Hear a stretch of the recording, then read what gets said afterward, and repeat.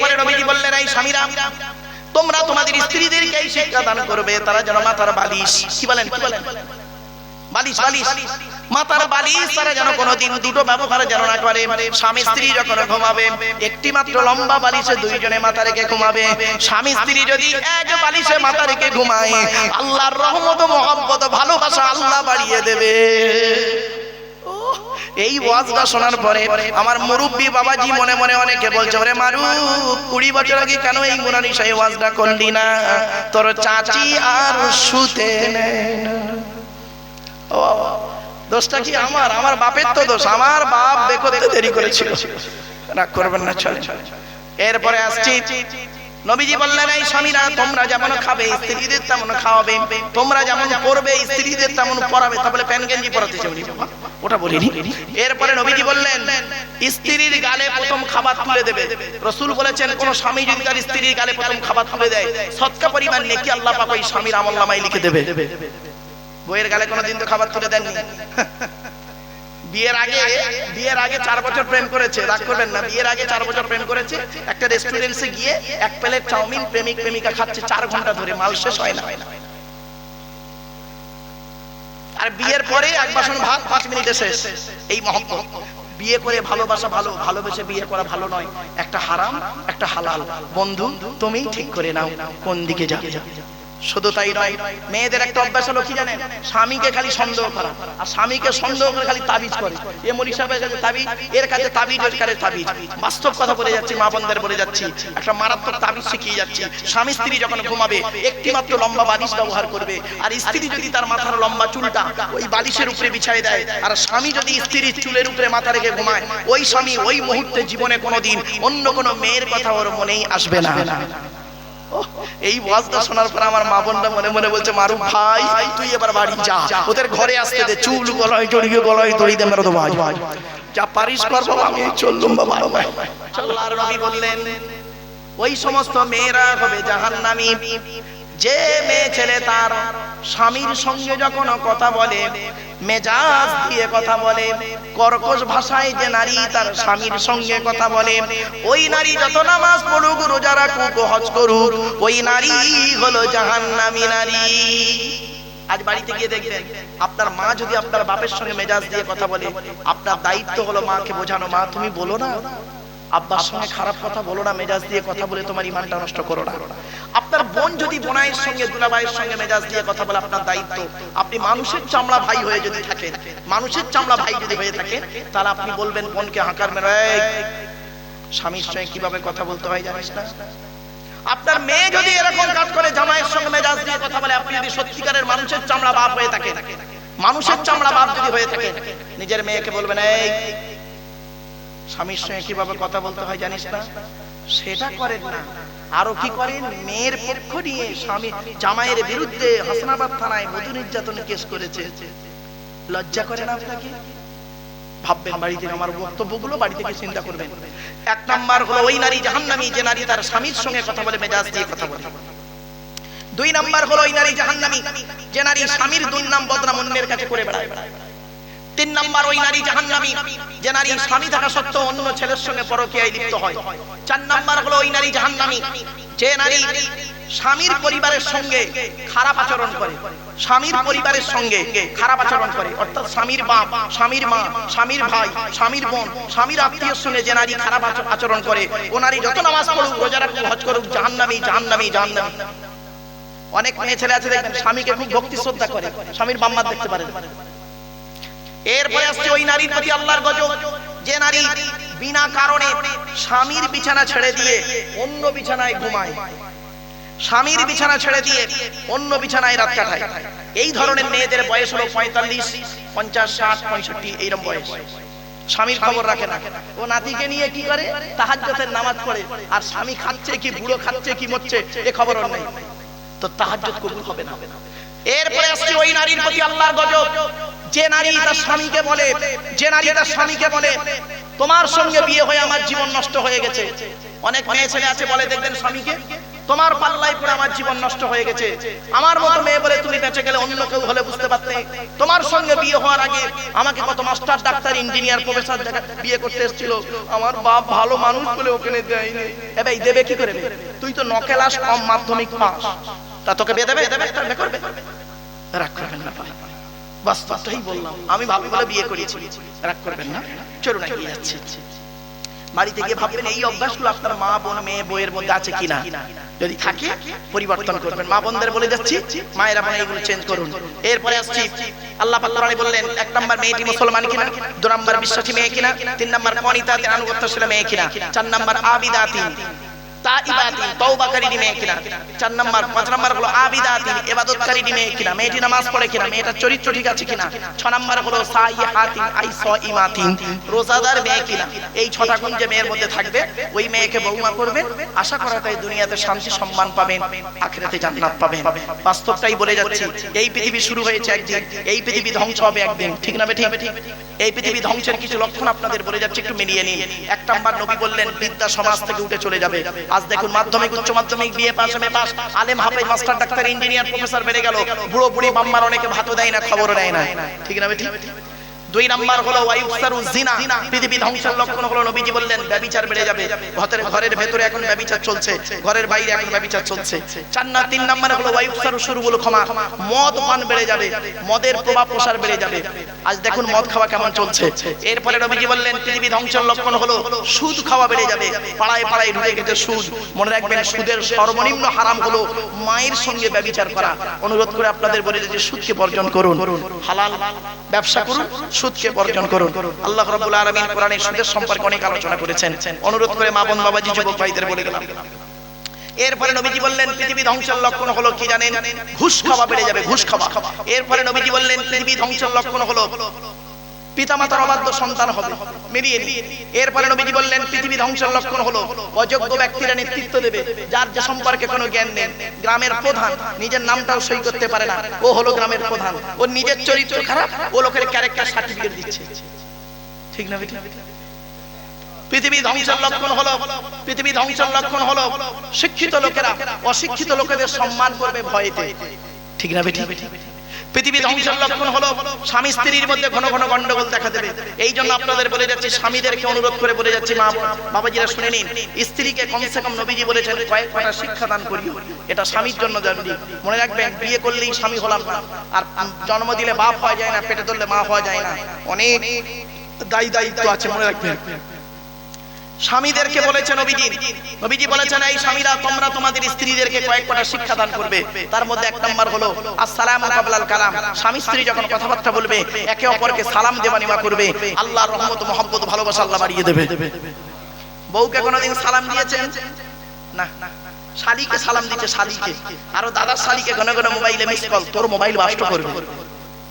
2 নম্বরে নবীজি বললেন এই স্বামীরা তোমরা তোমাদের স্ত্রীদেরকে এই শিক্ষা দান করবে, তারা যেন কোনোদিন কাবা শরীফের দিকে মুখ করে কোনোদিন থুতু যেন না ফেলে। ও নিজে পান তেরেঙ্গা খৈনি গুটকা শান্তি অশান্তি বিমলকে কোন দিকে থুতু ফেলে তার কোনো ঠিক নাই, আর বউকে বলবে কি করে? 3 নাম্বার, এই স্বামীরা তোমরা তোমাদের স্ত্রীদেরকে এই শিক্ষা দেবে, তারা যেন কোনোদিন কাবা শরীফের দিকে মুখ করে কোনোদিন পেশাব পায়খানা যেন না ফেলে। তারপরে বলা হয়েছে তোমরা তোমাদের স্ত্রীদেরকে এই শিক্ষা দেবে, তারা যেন কোনোদিন কাবা শরীফের পেছন ফিরে যেন পেশাব পায়খানা যেন না ফেলে। তারপরে বলা হয়েছে তোমরা তোমাদের স্ত্রীদেরকে এই শিক্ষা দেবে, তারা যেন কোনোদিন গোসলখানায় পেশাব যেন না করে। স্বামীকে কিয়ামতের মাঠে আল্লাহ পঙ্গু করে তুলবে। কিছু বুঝতে পারছেন? ভাববেন বাড়ি থেকে। তাহলে আমাদের বিবাহ করার সীমাটা কতটা হলো বাবা? সর্বাধিক কটা? বলুন, একটু কথা বলো। 4টা। কিন্তু আল্লাহর নবী কি করলেন? 4-এর অধিক বিবাহ করলেন। তার দলিল কি? কোরআনেই আছে। আল্লাহ বলছেন 22 নম্বর পারা 3 নম্বর পৃষ্ঠার 11 নম্বর লাইন, সূরার নাম সূরা আহজাব। আল্লাহ বলছেন ইউ ওয়াহাবাত নাফসাহা লিন-নবিয়্যি ইন আরাদান নাবিয়্যু আন ইয়াস্তানকিহাহা খালিসাতান লাকা মিন দুনিল মুমিনিন। আল্লাহ পাক বলছেন নবী তোমার কাছে যদি কোনো মহিলা এসে নিজেকে হেবা করে, উৎসর্গ করে, তুমি তাকে দাসীর মর্যাদায় না রেখে স্ত্রীর মর্যাদায় রাখবে, তবে নবী খালিসাতাল লাকা, নবী এটা তোমার জন্য খাস, মিন দুনিল মুমিনিন, মুমিনদের জন্য খাস নয়। মুমিনদের ওই 4টের বেশি বেশি। তাহলে বোঝা গেল কি? নবীর জন্য যত খুশি তত, আমাদের জন্য যত খুশি তত নয়। তাই বক্তব্যের শুরুতেই বলেছিলাম মুহাম্মাদুন বাশারুন, মুহাম্মদ সাল্লাল্লাহু আলাইহি ওয়াসাল্লাম হলেন একজন মানুষ, লাইসা কাল বাশারি, আমার আপনার মতো কোয়ালিটি কোয়ান্টিটির মানুষ তিনি ছিলেন না। ইয়াকুতুন হাজারুন, ইয়াকুত একটা পাথর, লাইসা কালা হাজারি, সাধারণ পাথরের মতো পাথর নয়। আপনারা হাতে আংটি ব্যবহার করেছেন, আংটিতে পাথর থাকে না, বলুন না। আর বালির ভেতরেও পাথর পাওয়া যায়, এও পাথর ও পাথর, দুটো এক নাকি? হোমিওপ্যাথি ওষুধ দেখেছেন, হোমিওপ্যাথি ওষুধ আর ইউরিয়া সার দেখেছেন? ইউরিয়া দুধ থেকে দুটো দেখতে এক লাগে না? দুটো খেয়ে দেখবেন, একটা খেলে সারবে, অপরটা খেলে সরবে। পার্থক্য এই জায়গাটায়। চলো চলো, শেখ সাদি রহমাতুল্লাহ আলাইহির দুই লাইন আরবি কবিতা একটু পড়ে ফেলি। বালাগাল উলা বিকামালিহি কাশাফাত দুজা বিজামালিহি হাসুনাত জামিউ খিসালিহি সাল্লু আলাইহি ওয়া আলিহি আল্লাহুম্মা সাল্লি আলা সাইয়্যিদিনা মাওলানা মুহাম্মদ ওয়া আলা আলি সাইয়্যিদিনা মাওলানা মুহাম্মদ। আল্লাহুম্মা আমিন।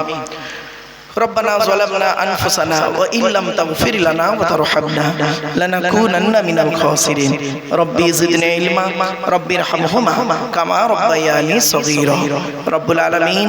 সন্ধ্যা থেকে নিয়ে এখন পর্যন্ত বহু আলিম উলামা, জ্ঞানী গুণী বুদ্ধিজীবীরা বিভিন্ন দিক নিয়ে আলোচনা করেছেন। আমি অধম গুনাহগার আলোচনার শুরুতে কিছু কথা বলে আল্লাহ কোরআন হাদিস ইজমা কিয়াসের কিছু কথা বলার উদ্দেশ্য নিয়ে দুটো হাত তুলেছে। রব্বুল আলামিন পড়ার মধ্যে বলার মধ্যে যদি ত্রুটি হয়ে যায় দয়া করে মাফ করে দেবে। ওগো দয়াময়, কোরআন হাদিস ইজমা কিয়াসের সঠিক কথাগুলি মুখ থেকে বলিয়ে নেবেন, বক্তা শ্রোতাকে আমল করার তৌফিক দেবেন। রব্বি ইশরাহ লি সাদরি ওয়া ইয়াসসির লি আমরি ওয়াহলুল উকদাতাম মিন লিসানি ইয়াফকাহু কওলি। আল্লাহুম্মা ইন্না নাসআলুকা ইলমান নাফিয়া ওয়া আমালান মুতাকাব্বালা ওয়া রিজকান হাসানা ওয়া হালালান তাইয়্যিবা। রব্বুল আলামিন এই জলসা যারা সহযোগিতা করেছেন, করছেন, করবেন, কিয়ামতের দিন মুসিবতের সময় নাজাতের ওসিলা বানায় দেবেন। রব্বুল আলামিন কোরআন হাদিস ইজমা কিয়াস মোতাবেক চলার বলার আমল করার তৌফিক দান করুন। অন্তর থেকে অহংকার, ফকর, গর্বকে চূর্ণ বিচূর্ণ করে দিন আল্লাহ। জান, মাল, ঈমান, ইজ্জত আল্লাহ আপনার দরবারে তুলে দিলাম। আল্লাহ, আমার নিজস্ব বলার কোনো ক্ষমতাই নেই। সুবহানাকা লা ইলমা লানা ইল্লা মা আল্লামতানা ইন্নাকা আনতাল আলিমুল হাকীম। সুবহানা রাব্বিকা রাব্বিল ইজ্জাতি আম্মা ইয়াসিফুন ওয়া সালামুন আলাল মুরসালিন ওয়ালহামদুলিল্লাহি রাব্বিল আলামিন। ওয়াজআল আখিরা কালামিনা ইনদাল মাউতি লা ইলাহা ইল্লাল্লাহু মুহাম্মাদুর রাসূলুল্লাহ। Sadr Jalsa. In the name of Allah, the most merciful, most beneficent, peace be to Allah, Lord of the world. Sonam dhanno, সুনির্বাচিত মহামান্য আজকের মাহফিলের সভাপতি সাহেব, আমন্ত্রিত উলামা হযরত, দিন দরদি, ইসলাম দরদি, মোমেন মুত্তাকি, মুসলমান সালেহ, নেককার আল্লাহওয়ালা বাবাজিরা, আমার যুবক ভাইরা, স্নেহের কচি কচি বাচ্চারা, পর্দার অন্তরালে পর্দার রসিনা ধার্মিকা, স্নেহময়ী মমতাময়ী আমার মা ও বোনেরা, তার সাথে জানাই আমার আওয়াজ শ্রবণকারী মুসলিম অমুসলিম সমস্ত জাতির মানুষেরা, মহান আল্লাহ পাকের দরবারে শুকরিয়া আদায় করি যে রব্বুল আলামিন আমাকে আপনাকে বসিয়েছেন সেই ঈশার নামাজের পর থেকে নিয়ে কিছুক্ষণ কোরআন হাদিস ইজমা কিয়াসের কিছু কথা শোনার, বোঝার, বলার এবং আমল করার উদ্দেশ্য নিয়ে সেই পরওয়ারদিগার বেনিয়াজের দরবারে প্রাণ খুলে ভক্তি ভরে উচ্চ আওয়াজে একবার শুকরিয়া জ্ঞাপন করি। বলুন আলহামদুলিল্লাহ। বাপেরা আমার সাথে সাথে একটু দয়া করে বলবেন সুবহানাল্লাহি ওয়া বিহামদিহি সুবহানাল্লাহিল আযীম। এটি হলো বুখারী শরীফের শেষ হাদিস। আর বুখারী শরীফের প্রথম হাদিস হলো ইন্নামাল আ'মালু বিন্নিয়াত। এর বাংলা অর্থ হচ্ছে প্রত্যেকটা কাজ তার নিয়তের উপরে নির্ভর করে। তাই এতগুলো জ্ঞানী গুণী বুদ্ধিজীবী মানুষ আপনারা এসেছেন, আপনাদের অন্তরে একটা নিয়ত বা উদ্দেশ্য আছে। আমি অদম আব্দুল্লাহ কিল মারুফ তেমন ইলিম নেই, তেমন জ্ঞান নেই। আল্লাহ পাক আমাকে এখানে আনিয়েছেন, আমারও অন্তরে একটা নিয়ত বা উদ্দেশ্য আছে। আমার নিয়তটা আপনারা কেউ জানেন না, আর আপনাদের নিয়তটা আমিও জানি না। সুতরাং উভয়ের নিয়ত যিনি জানেন তিনি কে? আল্লাহ। ইন্নাল্লাহা আলিমুম বিযাতিস সুদূর। নিশ্চয়ই আল্লাহ রাব্বুল আলামিন বান্দার অন্তরের খবর সবই রাখেন। তাই আজকের এখানে যা কিছু আলোচনা হবে আপনাদের মাঝে, আমার মাঝে, আজকের আলোচনার সাক্ষী থাকবে কে? আল্লাহ, আল্লাহু শাহীদুম বাইনি ওয়া বাইনাকুম। আপনাদের মাঝে আমার মাঝে আজকে আলোচনার সাক্ষী রাখলাম সৃষ্টিকর্তা আল্লাহ পাককে। এবারে আজকে আলোচনার বিষয়বস্তু সম্পর্কে কিসের উপর আজকের আলোচনা হবে। আমি যেখানে আলোচনা করতে যাই, চাই সেটা কোনো কলেজের লেকচার হোক বা কোনো হাই স্কুলের নবী দিবস হোক বা হিন্দু মুসলিম কোনো কনফারেন্স হোক বা এমনি কোনো আম জলসা হোক, আমি আমার ইন্ট্রোডাকশন, ইংরেজিতে বলে ইন্ট্রোডাকশন, বাংলায় বলে ভূমিকা, আরবিতে বলে মুকদ্দম, আমি আমার ভূমিকাতে প্রাথমিক কিছু কথাবার্তা বলি, তারপরে মূল বক্তব্য শুরু করি। নাম্বার 1 হলো আজকের আমার এই বক্তব্য শুনতে আসার জন্য হিন্দু মুসলিম জৈন ব্রাহ্মণ খ্রিস্টান কুলি সাঁওতাল বাগদি দুলে জাতি ধর্ম বর্ণ নির্বিশেষে সকলকে আমি আহ্বান করি। এটি আমার কথা নয়, এটি এই কোরআনের কথা। পবিত্র কোরআন 13 নম্বর পারা 14 নম্বর পৃষ্ঠা, সূরার নাম সূরা ইব্রাহিম, আয়াত নাম্বার 1, লাইন নাম্বার 1, আল কোরআন কিতাবুল আনজালনাহু ইলাইকা লিতুখরিজান নাসা মিনাজ যুলুমাতি ইলান নূর। আল্লাহ পাক বলেন, নবী, ইহা এমন এক কিতাব তোমার উপর অবতীর্ণ করেছি, ওই কোরআনের দ্বারাই যে সমস্ত মানুষরা অন্ধকারের মধ্যে পড়ে আছে, শিরকের মধ্যে পড়ে আছে, নোংরার মধ্যে পড়ে আছে, ওদেরকে টেনে টেনে বের করে আলোর দিকে নিয়ে এসো। সেজন্য আমরা বলি কোরআন মানুষকে দেয় আলো। একটু জোরে বলা যাবে সুবহানাল্লাহ। কোরআন কোনদিন টেররিস্ট সন্ত্রাসবাদের শিক্ষা কোরআন কোনদিন দেয় না। কোরআন কিসের শিক্ষা দেয় তার উপরে আলোচনা করব ইনশাআল্লাহ। 2 নাম্বার হলো প্রত্যেক জিনিসের একটা আদব আছে বাপ, প্রত্যেক জিনিসের একটা আদব আছে, ভদ্রতা আছে, শিষ্টাচার আছে। তো এই মজলিসের একটা আদব আছে, কোরআন জানিয়ে দিচ্ছে। দেখো 28 নম্বর পারা 2 নাম্বার পৃষ্ঠা 13 নাম্বার লাইন, সূরার নাম সূরা মুজাদালা, আয়াত নাম্বার 11, আল কোরআন ইয়া আইয়ুহাল্লাযীনা আমানু ইযা কিলা লাকুম তাফাসসাহু ফিল মাজালিসি ফাফসাহু ইয়াফসাহিল্লাহু লাকুম ওয়া ইযা কিলা নশুযু ফানশুযু ইয়ারফাইল্লাহু লাকুম। বিল মাফহুমিয়াত তরজমাটা করছি বাবা, বিল লফজ তরজমা না করে। কি হে ঈমানদার বান্দাগণ, মজলিসের ভিতরে যখন ফাঁকা জায়গায় তোমাকে পূরণ করতে বলা হবে, তখন তুমি সামনের ফাঁকা জায়গাটা পূরণ করে দেবে।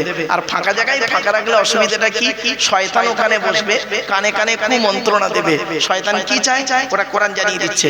7 নম্বর পারা 2 নাম্বার পৃষ্ঠা 3 নাম্বার লাইন, সূরার নাম সূরা মাইদা 91 নম্বর আয়াত। আল্লাহ বলছেন, ইন্নামা ইউরিদুশ শাইতানু আন ইউকিয়া বাইনাকুমুল আদাওয়াতা ওয়াল বাগদা ফিল খামরি ওয়াল মাইসিরি ওয়া ইয়াসুদ্দাকুম আন যিকরিল্লাহ ওয়া আনিস সালাত। আল্লাহ বলছেন শয়তান কি চায় জানো?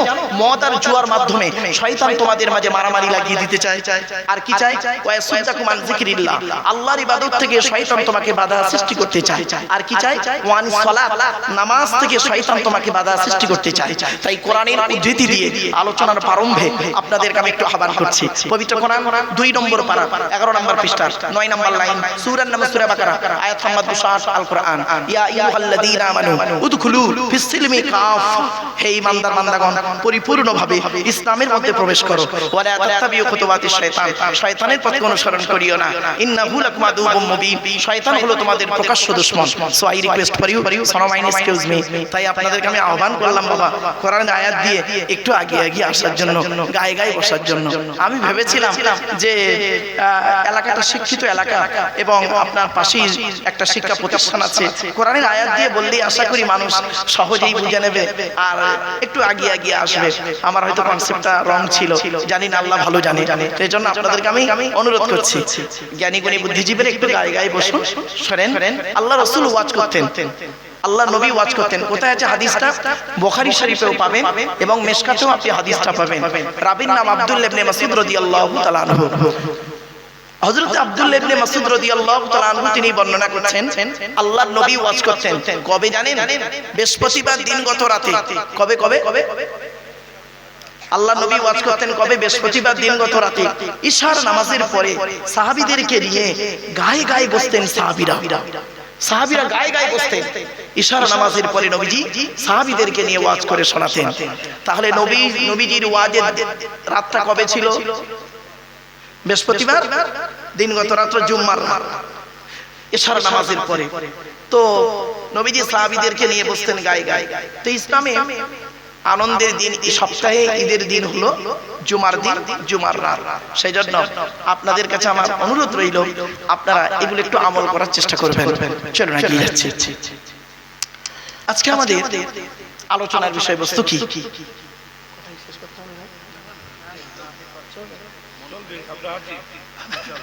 আসলে আমার স্কুল আছে না, আমার কালকে প্রবলেম, আমি ওই জন্য একটু আগে আগে চলে আসি। তো যাই চল।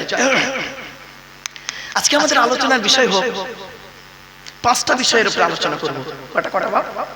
আমার সঙ্গে কথা বলতে হবে কিন্তু আপনাদের। 5টা বিষয়ের উপরে আলোচনা করব। কি কি? 1 নাম্বার, যার দেওয়া পৃথিবীতে বাস করি, যার দেওয়া সূর্যের কিরণ গায়ে লাগাই, যার দেওয়া চাঁদের প্রতিফলিত রশ্মি রাতে ব্যবহার করি, যার দেওয়া আকাশের পানি পান করি, যার দেওয়া জমিনের তলা থেকে পানি তুলে পান করি, যার দেওয়া অক্সিজেন ফিরি ফিরি দিই, কার্বন ডাই অক্সাইড ছেড়ে দিই, যার দেওয়া জমিনে ঘর বেঁধে থাকি, চাষ করে খাই, এ সমস্ত অবদান কার? জোরে বলুন। তাই জীবনের সব ক্ষেত্রে জন্ম থেকে মৃত্যু পর্যন্ত মাথা নত করবো, সাজদা দেব, ভিক্ষা চাইবো একমাত্র শুধুমাত্র কার কাছে? ব্যাস, এটা যত তাড়াতাড়ি বুঝতে পারবেন তত তাড়াতাড়ি আমার বক্তব্য আপনাদের বোধগম্য হবে। It is my concept. আমার বাপেরা, চলো আজকে প্রথমে আলোচনা হবে আল্লাহর পরিচয়। আল্লাহর পরিচয় হলো টোটাল কোরআনে আছে মাত্র 4টা। কটি? যতদিন বাঁচবেন এগুলো মনে রাখবেন দয়া করে। আল্লাহর পরিচয় হলো কোরআনে আছে মাত্র 4টা। আল্লাহর পরেই স্থান হলো নবীদের। কাদের? নট অনলি নবীর নয়, নবীদের। নবীর হলো এক বচন, নবীদের হলো বহু বচন। এই সিঙ্গুলার প্লুরালের জ্ঞান যদি না থাকে সর্বনাশ। নবীদের। আচ্ছা, নবী শব্দের অর্থটা কি? নবী শব্দের অর্থ হলো, সহজ সরল ভাষায় বলছি আপনাদের, নবী শব্দের অর্থ হলো সাংবাদিক, আর নাবা শব্দের অর্থ হলো সংবাদ। ইংরেজিতে বলি নিউজ। নিউজ শব্দটা 4টে অক্ষর দিয়ে তৈরি। NEWS। এন থেকে নর্থ উত্তর, ই থেকে ইস্ট পূর্ব, ডব্লিউ থেকে ওয়েস্ট পশ্চিম, এস থেকে সাউথ দক্ষিণ, পূর্ব পশ্চিম উত্তর দক্ষিণ। চারিদিকের খবর যিনি সঠিক এবং সত্য বলেন তিনি হলেন পারফেক্ট সাংবাদিক। আর এখনকার সাংবাদিকগুলো বের হয়েছে দেখবেন, ও দেখে একরকম, বলে একরকম, লেখে আর একরকম, ফাটাফাটি মারামারি লেগে যায়। এটা হলো মানুষের তৈরি সাংবাদিক। আর নবীরা হলেন আল্লাহর তৈরি সাংবাদিক। আল্লাহর তৈরি সাংবাদিক, মানুষের তৈরি সাংবাদিক, বিটুইন ফার ডিফারেন্স, অনেক পার্থক্য। চলো, নবীদের পরিচয় হলো মাত্র 3টি। আচ্ছা, আল্লাহর পরিচয় কটা বললাম? 4টে, মনে রাখবেন। আর নবীদের 3টি। এবার আসছি আমাদের পরিচয়। আমাদের পরিচয় টোটাল কোরআনে আছে মাত্র 2টি। আল্লাহ বলছে আমার পরিচয় 4টে, আমার নবীদের পরিচয় 3টে, আর তোদের পরিচয় মাত্র 2টো। দুটোই তো ঠিক মতো পারিস নি। জান্নাতুল ফেরদাউসে উনি আশা করে বসে আছে। 2টো পরিচয় ভাবতে পারবেন না, একটু ধৈর্যের পরিচয় দিন। আচ্ছা বাপেরা, ওই টেনে বলছে না বলে অসুবিধা হচ্ছে? হ্যাঁ, একটু মালটা গরম হয়ে যাক, টেনে দিচ্ছে, একটু চিন্তা নেই। কেন অনেক সময় কি জানেন, টান না দিলে বললো বক্তা বেকার। আগে খুব টান দিতাম জানেন, এখন দেখলাম টান দিয়ে কোনো লাভ হচ্ছে না। মানুষের যদি বোঝাতে পারি না, ওটাই সব থেকে বড় জিনিস। চলেন বাপেরা, ওয়াজটাকে আপনারা বুঝে দিন। নবীজি ওয়াজ করতেন, কিভাবে ওয়াজ করতেন জানেন? শুনলে চমকে যাবে। নবীজি ওয়াজ করতেন সাহাবীদেরকে নিয়ে, ঈশার নামাজের পরে বৃহস্পতিবার দিন গত রাতে সাহাবীদেরকে নিয়ে ওয়াজ করতেন টু দি পয়েন্টের উপরে। এটা এই বুঝতে পেরেছো? যে ব্যক্তি বুঝতে পারতো না সঙ্গে সঙ্গে হাতটা তুলে বলতেন, ইয়া রাসূলুল্লাহ, আমি ঠিক বুঝতে পারলাম না, দয়া করে আপনি খুলে বলবেন। প্রিয় নবী করতেন কি? মুচকে হেসে নবীজি সুন্দর করে বুঝিয়ে দিতেন, দিয়ে জিজ্ঞাসা করতেন, তুমি এবারে বুঝতে পেরেছো? লোকটি যখন বলতো জি হ্যাঁ, এবার আমি বুঝতে পেরেছি, নবী তখন অন্য আলোচনায় যেতেন। এটা হলো নবীর ওয়াজ। আর আমাদের ওয়াজ বর্তমানে কি সকলের নয়। আমাদের ওয়াজটা কিরকম জানেন? আমি ধরুন একটা বক্তব্য রাখছি, এখন একটা ভাষা হয়তো আপনি বুঝতে পারলেন, হতেই পারে আপনি বুঝতে পারলেন, হট করে বললেন হুজুর দয়া করে একটু খুলে বলবেন। আমি এরকম একজন বক্তা, তখন করব কি? আপনাকে হাঁকাত দিয়ে বলবো বেয়াদব। বাস, আদব নেই, এই নেই, তাই নাই বলে এমন আপনাকে অপমানিত করব, জীবনে আর কোনোদিন কিছু জানার মানসিকতা আসবে না। এটা কিন্তু এডুকেটেড পারসনের আদর্শ নয়। চলে আমার বাপেরা, 3টে দিক হলো আল্লাহর পরিচয়, নবীদের পরিচয়, আমাদের পরে 3টে দিক আলোচনা হবে। 4র্থ নাম্বার আলোচনা হবে কি? দি হলি কোরআন ভার্সেস মডার্ন সায়েন্স। আধুনিক বিজ্ঞান একদিকে, কোরআন একদিকে, দুটোকে টালি করে আমি আপনাদেরকে টুকটুক করে বলবো। বাপ, একটু ধৈর্যের পরিচয় দেবেন। আর যেহেতু শিক্ষা প্রতিষ্ঠানের পাশে এসে আলোচনা রাখছি, তো শিক্ষা সংক্রান্ত কিছু কথা আপনাদেরকে লাগবে। What is the definition of education? Education শব্দটার ব্যাখ্যাটি কি? সঙ্গে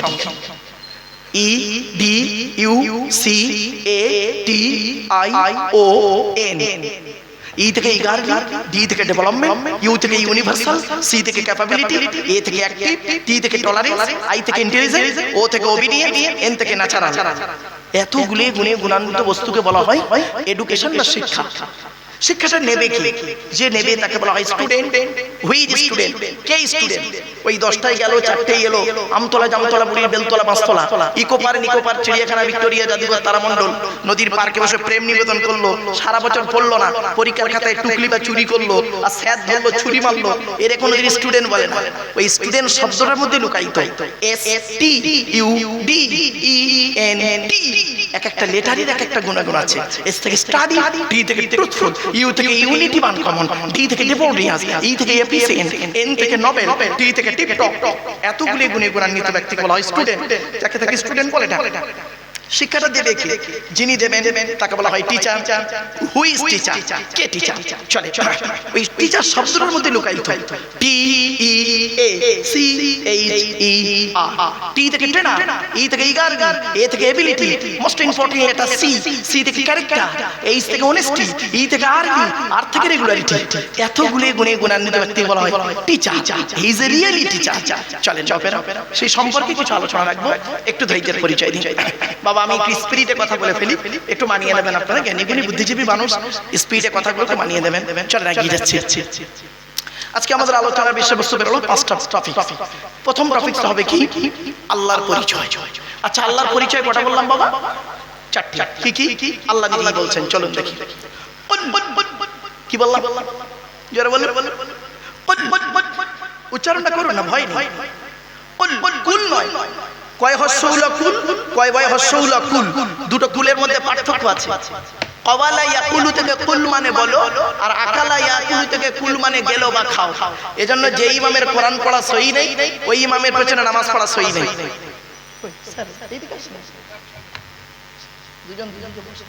দুই জ্ঞানী লোকের মাঝখানে আমি বসে, একজন অজন দোয়া করে একটু খাস করে বসে।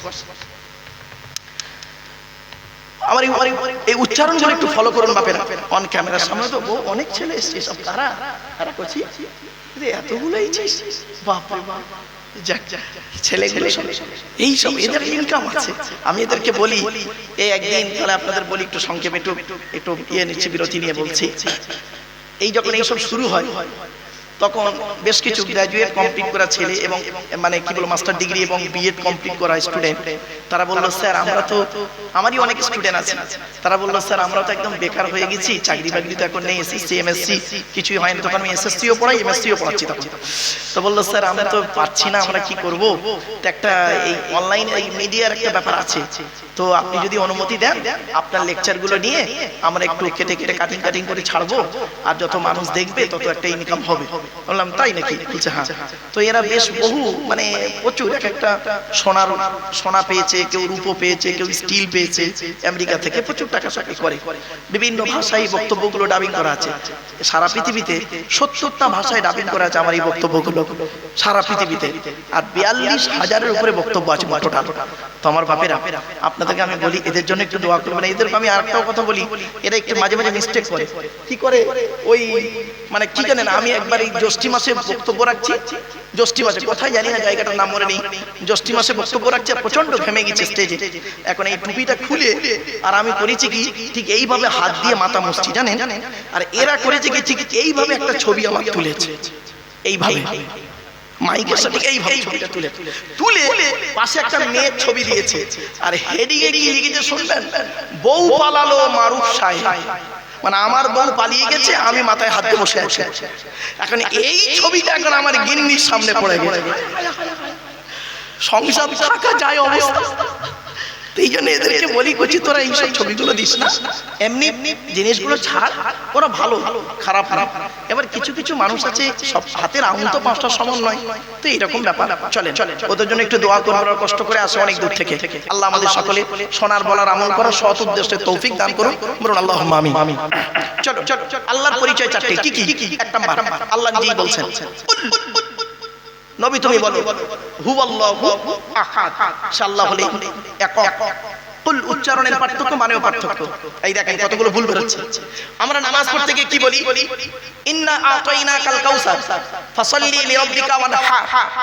ফাসাল্লি লিরাব্বিকা ওয়ানহার, এই গলার ভেতর থেকে হেটা উচ্চারণ করবেন, হে ওয়ানহার, ফাসাল্লি লিরাব্বিকা ওয়ানহার, এর মানে হচ্ছে নবী তুমি তোমার রবের জন্য নামাজ পড়ো, ওয়ানহার এবং কুরবানি করো। আর আমরা উচ্চারণ করি কি শুনবেন, ফাসাল্লি লিরাব্বিকা ওয়ানহার, এর মানে শুনবেন নবী তুমি তোমার রবের জন্য নামাজ পড়ো, ঝোড়া কোদাল নিয়ে খাল কাটো। কোথাকার মানে কোথায় গেল? আবার দেখেন নামাজ পড়তে আমরা আরেকটা ভুল করি, আলহামদুলিল্লাহি রাব্বিল আলামিন, আলহামদু, আমার বাপেরা গলা থেকে উচ্চারণ করবেন আলহামদু, হাই হুটি, হাই হাওয়াজ নয়, আলহামদুলিল্লাহ মানে হচ্ছে সমস্ত প্রশংসা আল্লাহ তোমার। আর আমরা উচ্চারণ করি কি আলহামদুলিল্লাহ, এর মানে শুনলেন সমস্ত ছেঁড়া জামা কাপড় আল্লাহ তোমার। হয়েছে? আরো ভুল বেরোচ্ছে দেখুন। আচ্ছা রমজান মাসে ভোরের বেলা যে খাবারটা খান আপনারা, ওকে কি বলেন? জোরে বলুন। ও বাবা ওটা সেহরি নয়, শব্দটা হলো সাহারি। দন্তেশ্বয় একার নয়, দন্তেশ্বয় আকার, মারাত্মক পার্থক্য। আচ্ছা সেহরি আর সাহারির পার্থক্যটা কি? দন্তেশ্বয় একার দিলে মানে কি হবে, দন্তেশ্বয় আকার দিলে মানে কি হবে, সিনে জেদ দিলে মানে কি হবে, সিনে জবত দিলে মানে কি হবে? শুনে নিন, সিনে জবত দিলে, সিনে জেদ দিলে সেহরুন, দন্তেশ্বয় একার দিলে মানে হবে জাদু করা। কোরআনে আছে হাদা সিহরুম মুবিন, সিহরুন মানে জাদু করা। আর সিনে জবত দিলে, দন্তেশ্বয় আকার দিলে, সাহারুন শব্দের অর্থ হলো রাতের শেষ অংশের খাবারকে আরবিতে সাহারি বলে। তাহলে শব্দটা কি হবে, সেহরি না সাহারি? জোরে বলুন। তাহলে ভুলটা ভাঙলো, জলসা এই কারণেই দেওয়া হয়। চলো আর একটা টাটকা ভুল বেরোচ্ছে দেখো। মা বোনেরা আছে না, সব ঘুমিয়ে পড়েছে। ও আচ্ছা, মা বোনেরা শুনছে নাকি? আলহামদুলিল্লাহ, মায়েরা বোনেরা একটু ফলো করবেন। আলহামদুলিল্লাহ, চলেন দেখবেন আরেকটা ভুল বেরোচ্ছে দেখুন। স্বামী স্ত্রী সংসার করতে গিয়ে, স্বামী স্ত্রী সংসার করতে গিয়ে আমরা কি করি, একে অপরের সঙ্গে তর্ক বিতর্ক করতে করতে করতে করতে ইসলামিক একটা শব্দ উচ্চারণ করি, স্বামী তার স্ত্রীকে ডিভোর্স দেয়। একটা শব্দ উচ্চারণ করে, ইসলামিক শব্দ, আরবিক শব্দ ইউজ করে। শব্দটা কি বলতে পারেন? বলুন বলুন বলুন। আরে বউ যাবে না, ভয় নেই, আমি এখানে বসে আছি, চিন্তা নেই। অনেকে ভয়তে উচ্চারণ যদি বউ চলে যায় কি বলে, তালাক। বাবা শব্দটা তালাক নয়, শুনে নিন আজকে, তালাক শব্দটা নয়, শব্দটা কি? তলাক। কি বললাম? তলাক। ওর আরবি উচ্চারণ কি? তোয় লামানি ক, বাংলা উচ্চারণ কি? তয় বয় লয়কার ক। তলাক মানে পৃথক দেওয়া, ছেড়ে দেওয়া, ডিভোর্স দেওয়া। আর তেল আমানি ক, তয়কার লয়কার ক। তালাক মানে জুড়ে যাওয়া, মিলিত হওয়া, একত্রিত হওয়া, জমা হওয়া। আমরা তালাক না বলে সব তালাক দিই। ওই যুবক ছেলেগুলো বুঝতে পারছে এটাই আমার কপাল। চলেন চলুন এবার কোরআনে কোথায় লেখা আছে দেখি। টোটাল কোরআনে তালাক শব্দটা সব জায়গায় আছে, তালাক শব্দটা টোটাল কোরআনে এক জায়গায় আছে। আমার কোরআনের উপরেই তো গবেষণা, কোরআনের উপরেই গবেষণা বাবা। টোটাল কোরআনে তালাক শব্দ এক জায়গায় আছে। 24 নম্বর পারা, 7 নম্বর পৃষ্ঠা, 14 নম্বর লাইন, সূরার নাম সূরা মুমিন, আয়াত নাম্বার 15। আল্লাহ বলছেন লিউনজিরা ইয়াউমাত তালাক, কিয়ামতের মাঠে আমি সবকটাকে এক জায়গায় জমা করব। তাহলে তালাক মানে পৃথক দেওয়া, ছেড়ে দেওয়া, ডিভোর্স দেওয়া। তালাক মানে জুড়ে যাওয়া, মিলিত হওয়া, একত্রিত হওয়া। উচ্চারণের পার্থক্য করে মানেও পার্থক্য।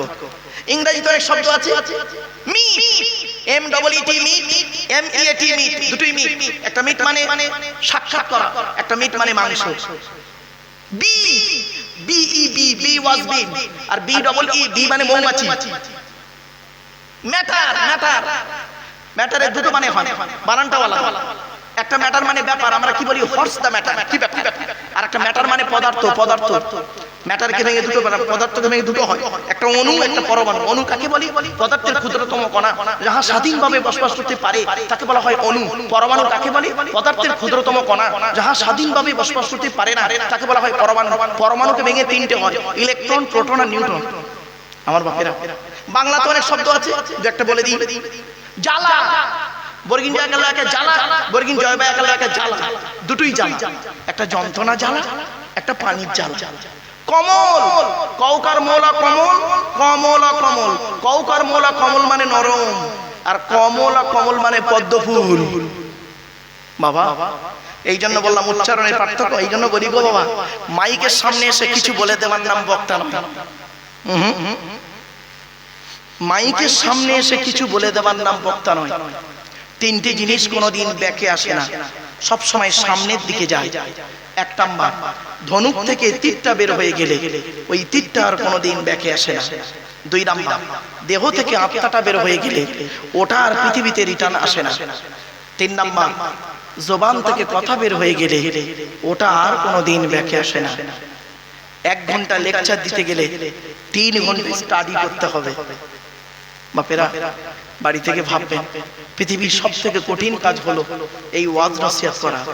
আমরা তো এটাকে খুব সহজ বলে মনে করি, কিন্তু না, খুব কঠিন কাজ, খুব কঠিন কাজ। মনে রাখবেন, প্রাইমারি স্কুলের একজন টিচার, সরকারি মাইনে, আধা সরকারি, যাই হোক সরকারি মাইনে চাকরি করেন। ক্লাস 1-এ গিয়ে একটা ক্লাস করেন 40 মিনিট, তার মাইনে হলো মাসে 40,000 টাকা। ক্যালকাটা ইউনিভার্সিটির একজন লেকচারার MA সেকেন্ড ইয়ারে গিয়ে একটা ক্লাস করেন 40 মিনিট, তার মাইনে 1,40,000 টাকা। কেন ডিফারেন্সটা হলো জানেন? মনে রাখবেন, কর্মচারীর থেকে ম্যানেজারের মাইনে বেশি হয়, ঠিক না বেটা? আরে ভাই বলুন, এর কথা বলুন। কর্মচারীর থেকে ম্যানেজারের মাইনে কি হয়? কেন? এখন যদি কর্মচারী মনে করে আমি একা এত খাচ্ছি, সারাদিন রোদে খাচ্ছি, কোদাল নিয়ে খাচ্ছি, এত কষ্ট করছি, আর ম্যানেজার করছে কি আমি সারাদিন কষ্ট করছি আর মাস গেলে আমার 15,000 টাকা মাইনে, আর ম্যানেজার করছে কি আসছে মোটরসাইকেল করে আসছে, 4 চাকা গাড়ি করে আসছে, এসির ভিতরে থাকছে, কম্পিউটারের সামনে বসে বোতাম টিপছে আর খালি চা খাচ্ছে, আর মাস গেলে 1.5 লাখ টাকা মাইনে বাড়ি যাচ্ছে। মনে রাখবেন, সব জায়গাতে পরিশ্রম করে যদি সফলতা আসতো তাহলে বনের রাজা গাধাই হতো। কিছু বুঝতে পারছেন ভাষাটা? সব জায়গাতে পরিশ্রম করলে যদি সফলতা আসতো তাহলে বনের রাজা কে হতো?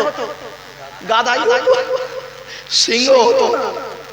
জ্ঞানী গুণী বুদ্ধিজীবী মানুষ। চলো না কি ভাই বাবা, চলো আর কোনো বেশ কিছু কথা আসবে প্রাসঙ্গিক আলোচনা, তো চলো। আল্লাহ বললেন, নবী তুমি বলো হুয়াল্লাহু আহাদ, সে আল্লাহ হলেন একক।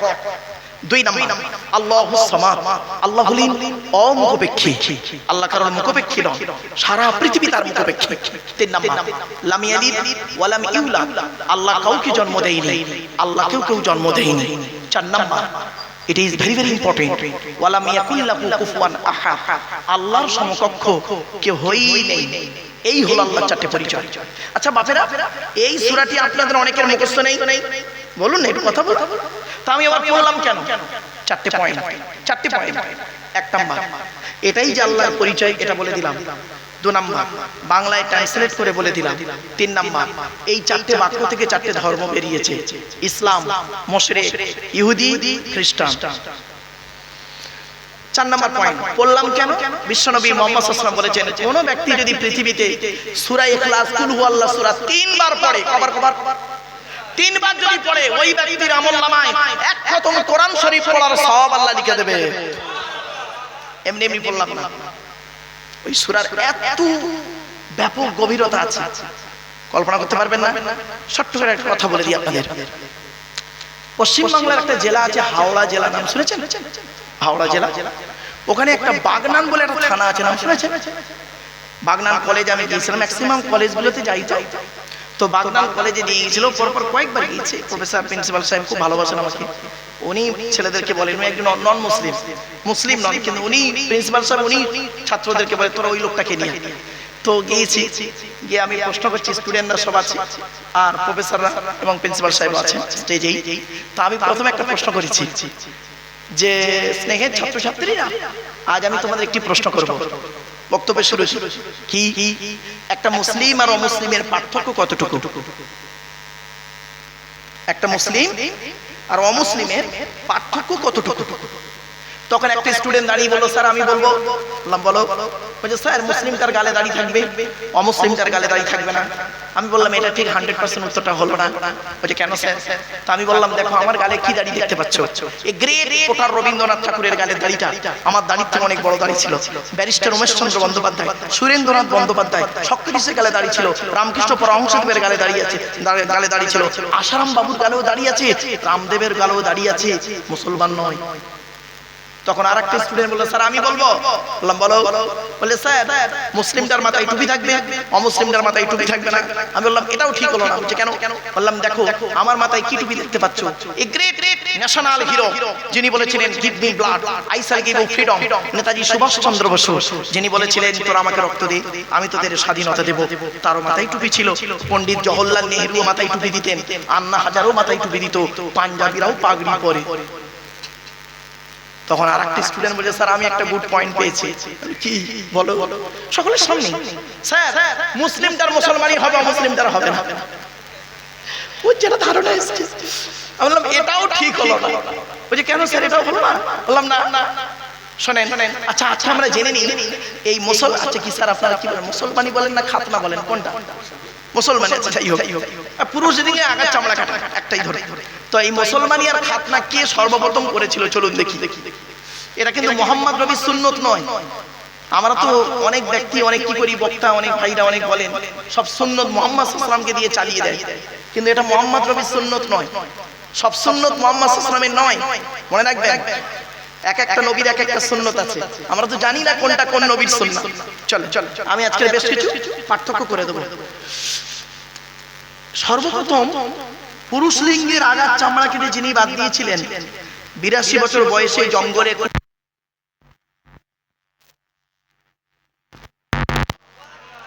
এটা ইব্রাহিম নবীর সুন্নাত।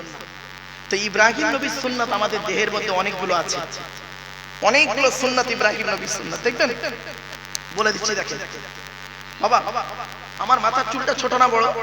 বলেন এটা কথা বলেন আপনারা। ছোট। এই পুরুষরা মাথার চুল ছোট করে, এটা মোহাম্মদ রবির সুন্নত নয়, এটা ইব্রাহিম নবীর সুন্নাত। কুল্লি করা, কুল্লি বোঝেন তো ভাষা? কুল্লি করা মোহাম্মদ রবির সুন্নত নয়, ওটা ইব্রাহিম নবীর সুন্নাত। গোপ রাখা ইব্রাহিম নবীর সুন্নাত। দাড়ি রাখা ইব্রাহিম নবীর সুন্নাত। শুধু তাই নয়, বগলের লোম নাভির নিচের লোম 40 দিনের মধ্যে পরিষ্কার করতে হবে, এটা ইব্রাহিম নবীর সুন্নাত, মোহাম্মদ রবির সুন্নাত নয়। শুনে নিন, হাত আর পায়ের নখ কাটা ইব্রাহিম নবীর সুন্নাত, মোহাম্মদ রবির সুন্নাত এটা নয়। চলুন, পেশাব পায়খানা ফিরে পানি ব্যবহার করেন, এটা ইব্রাহিম নবীর সুন্নাত।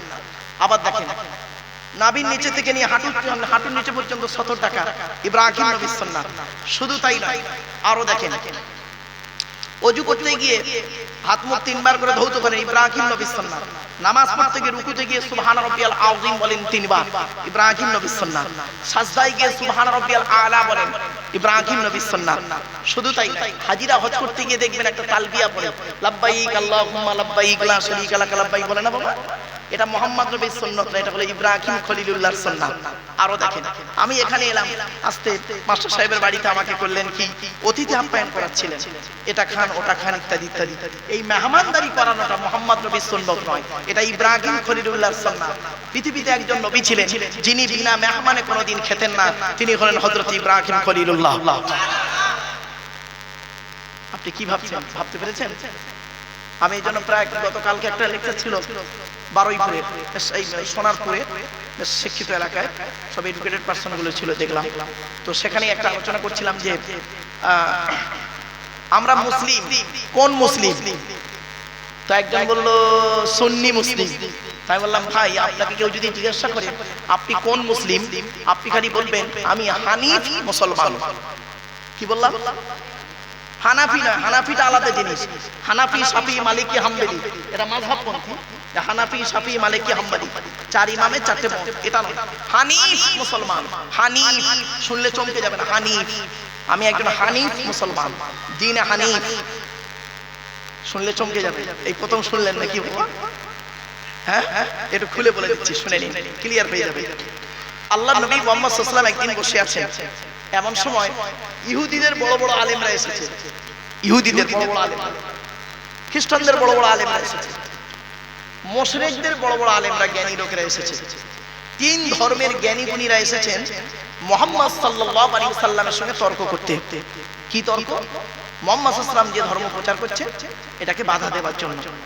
তো ইহুদিদের বড় বড় জ্ঞানী লোকেরা প্রশ্ন করছে মুহাম্মদ সাল্লাল্লাহু আলাইহি ওয়াসাল্লামকে, আচ্ছা মুহাম্মদ তুমি যে একটা ধর্ম প্রচার করছো, ইসলাম বলে একটা ধর্ম, এটা কোথায় পেয়েছো? তুমি কোথায় পেয়েছো বলো?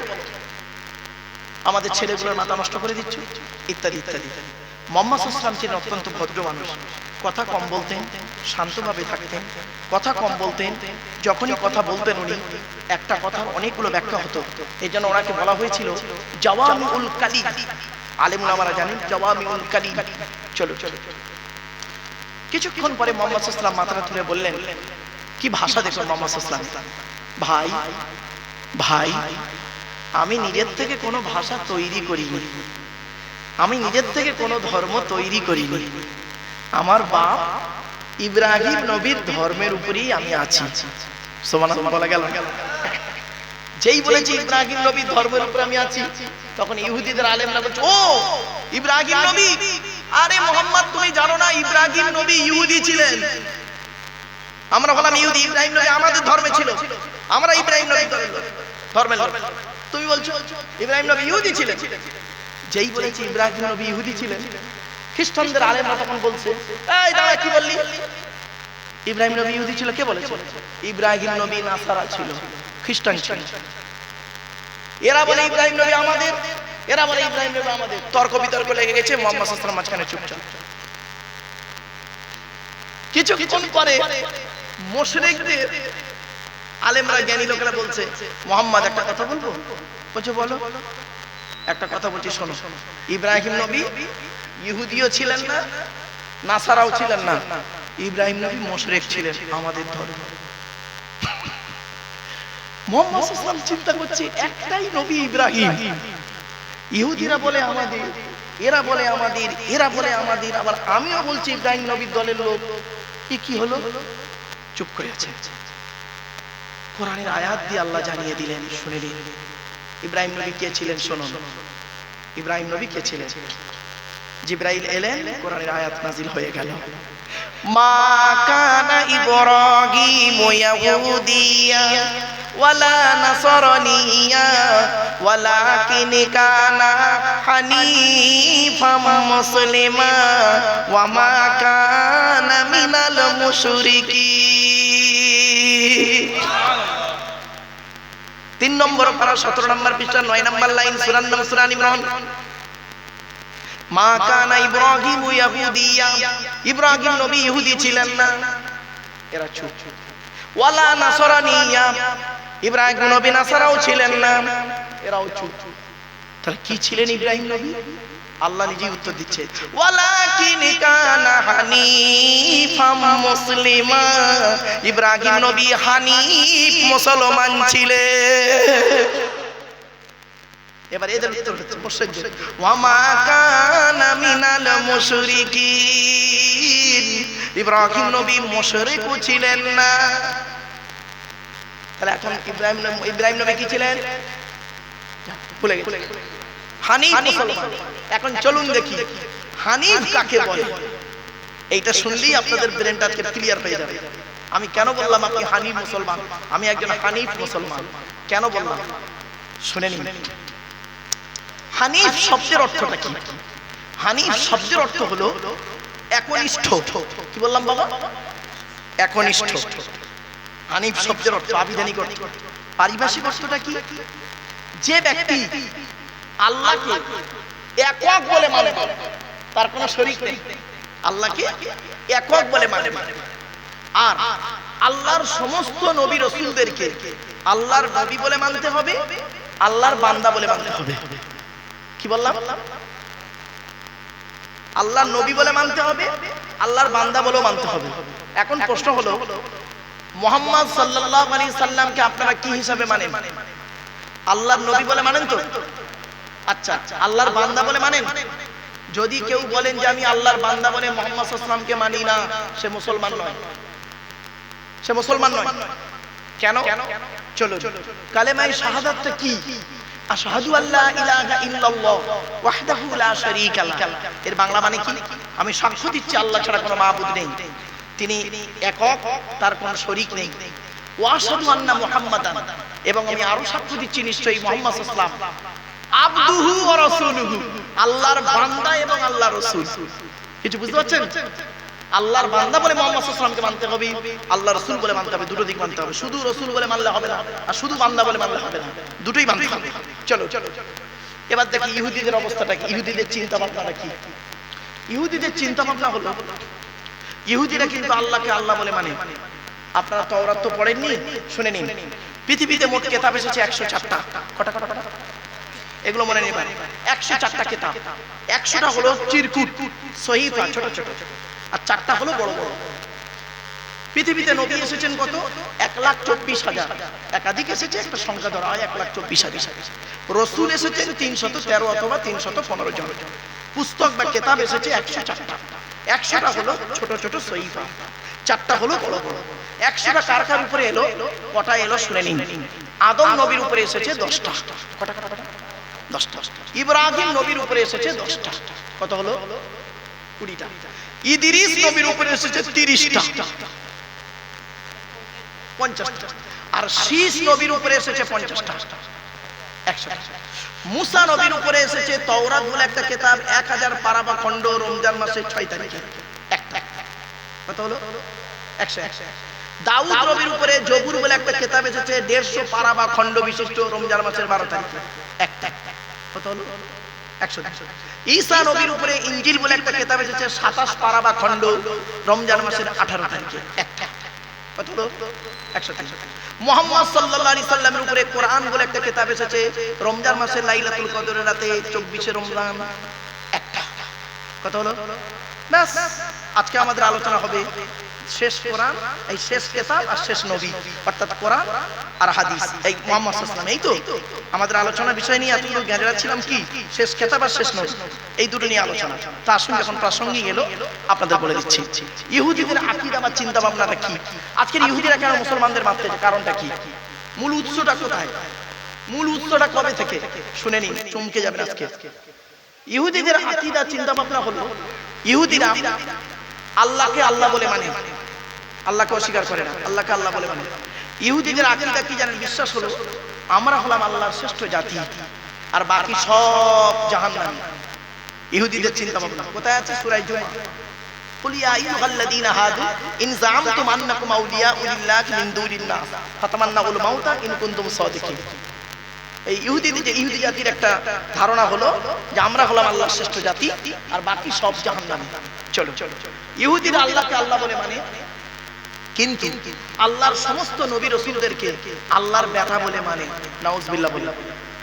আল্লাহ নিজেই বলেছেন লাম ইয়ালিদ ওয়া লাম ইউলাদ, আল্লাহ কাউকে জন্ম দেয়নি, আল্লাহ কাউকেও জন্ম দেয়নি। কাকে নবী বলে মানলো, বেটা বলে মানলো? আল্লাহর বেটা বললো কাকে? ইহুদিরা।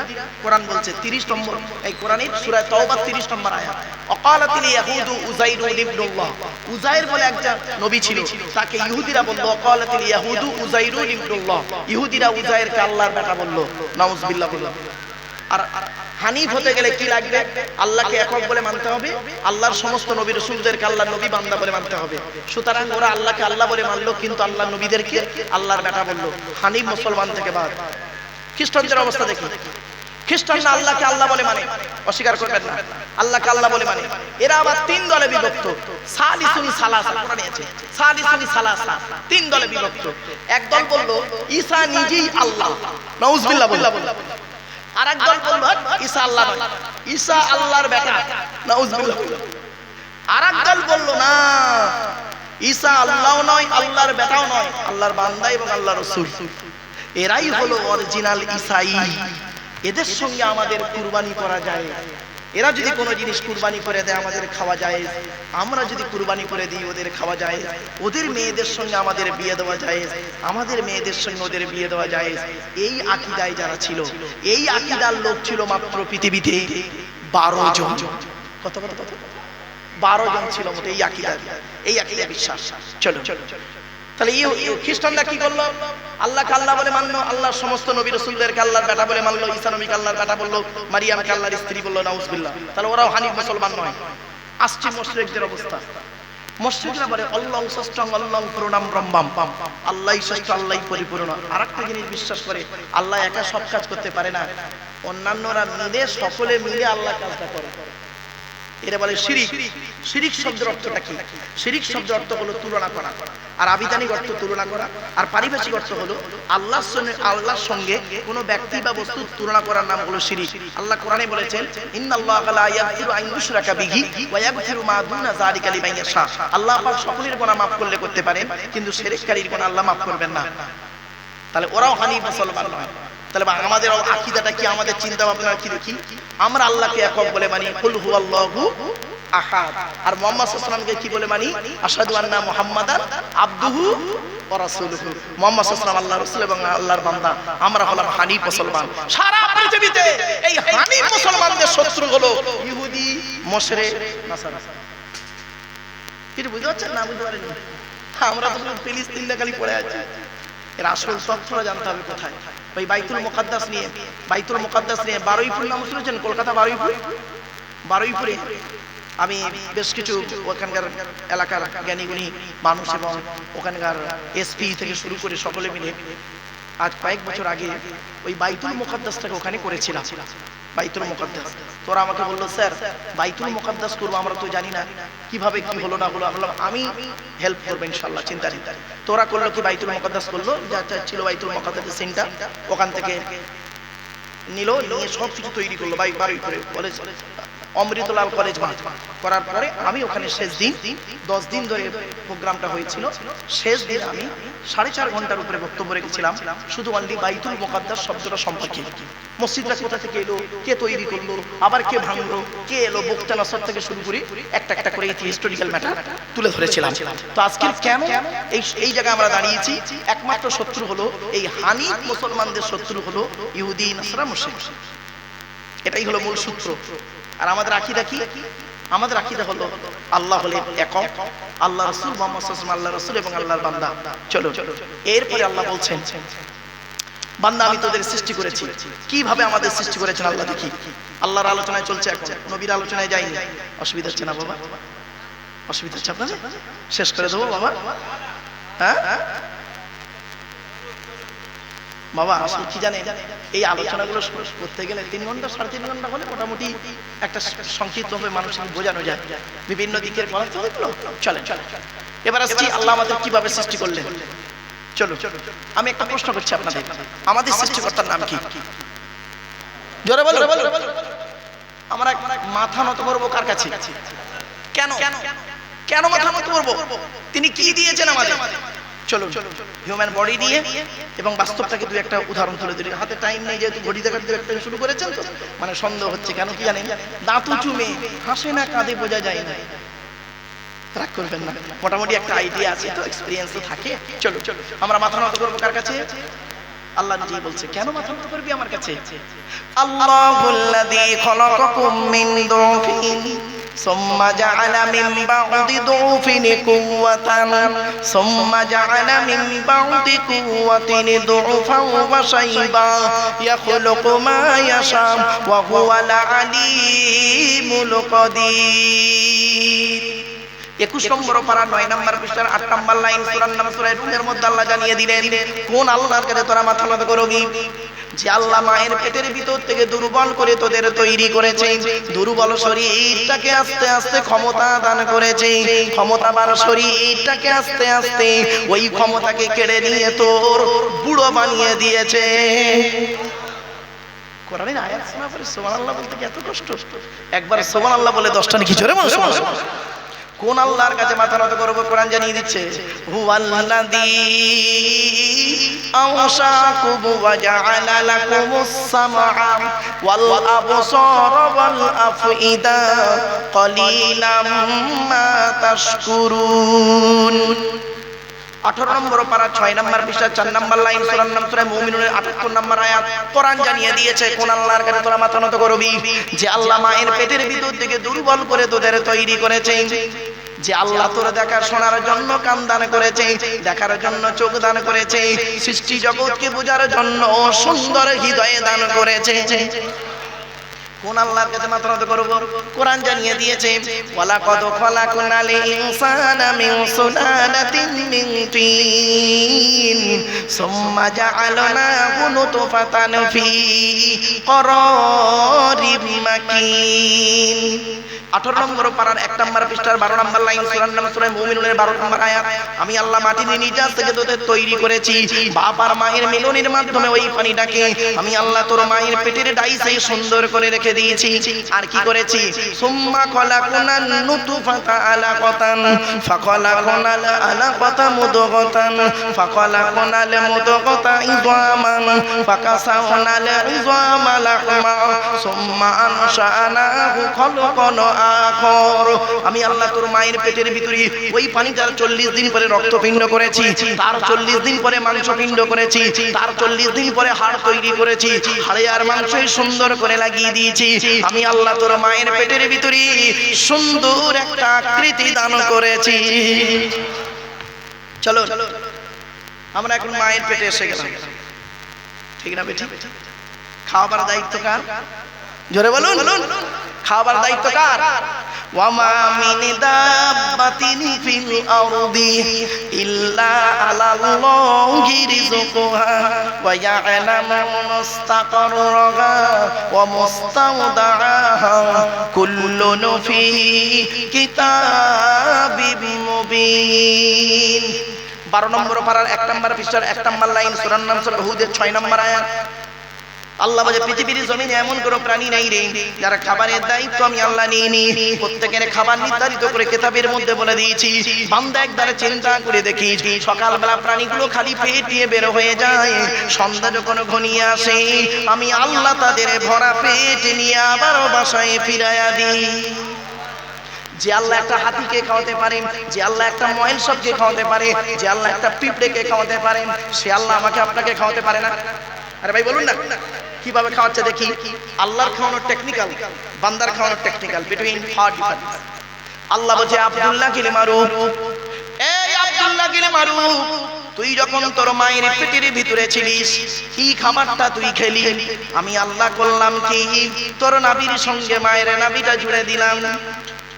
ইচ্ছা করলে মায়ের পেটের ভিতরে ওই পানিটাকে তোর মুখ দিয়ে খাওয়াতে পারতাম, কিন্তু না না না, ইন্নাল্লাহা ইউহিব্বুল মুতাতাহহিরিন, আমি আল্লাহ হলাম পবিত্র, তাই পবিত্রতাকে অত্যন্ত ভালোবাসি বলে মায়ের পেটের ভিতর থেকে তোদের প্রত্যেকের মুখগুলোকে পবিত্র করে পাঠিয়েছি একটাই কারণ, পৃথিবীর জমিনে এসে এই পবিত্র জবান দিয়ে আমি আল্লাহ আমাকে আল্লাহ আল্লাহ বলে ডাকবি। যে আল্লাহ আমার আপনার মায়ের পেটের ভিতর থেকে মুখটাকে পবিত্র করে পাঠালো, কি হিন্দুর বাচ্চা কি মুসলমানের বাচ্চা, কি দাড়িওয়ালা কি বেদাড়িওয়ালা, কি শিক্ষিত কি অশিক্ষিত, মায়ের পেটের ভিতর থেকে এসে পবিত্র জবানটা এনে এই নিচের জিনিসটা সব সময় মুখে লেগে আছে, ঠিক না বেটি? পুরুষ লিঙ্গটা সব সময় মুখে লেগে আছে। আর একটা কমন শব্দ বলে, বলবো একটা কমন শব্দ, দেখুন পুরুষরা একটা কমন শব্দ বলে প্রায় সময়, শালা। কথায় কথায় শালা বলবে। তুই কোথায় থাকিস বে শালা? মানুষ না শালা, অন্য কিছু শালা, পাগল কথা করে লেখাপড়া করে চাকরি পাবি। এ শালা বক্তা কি বলছে শালা বুঝতেই পারিনি, শালা টান টান দেয়নি, চল শালা ইয়া নবীর সময় আসবো খিচুড়ি খেতে। এই তালবের সহায় গেল একা শালা, দন্তের সহায় গেল একা শালা, মোদানোর সহায় গেল একা শালা, কশালা হলো মুরব্বী আদিয়ান পরে বুঝতে পেরেছে, বুঝে 3 শালা। চলো একটা শালা ধরি। তালবের সহায় গেল একা শালা, এই শালা মানে স্ত্রীর ভাই শালা নয়, ওটা হলো শ্যালক থেকে শালা। তালবের সহায় গেল একা শালা শব্দের সঙ্গে যদি কিছু জুড়ে দেওয়া হয় মানে হয় কি শুনুন, পাঠশালা, কর্মশালা, ধর্মশালা। মাথায় কিছু ঢুকছে? এরপরে আল্লাহ বলে বান্দা শোন, এই পৃথিবীর জমিনে তোর বাপ তোর কি ভালোবাসে, তোর মা তোর কি ভালোবাসে, তোর বাপ আর মায়ের থেকে আমি আল্লাহ তোর 1,00,000 গুণ বেশি ভালোবাসি। প্রমাণটা দেবো? এই দেখে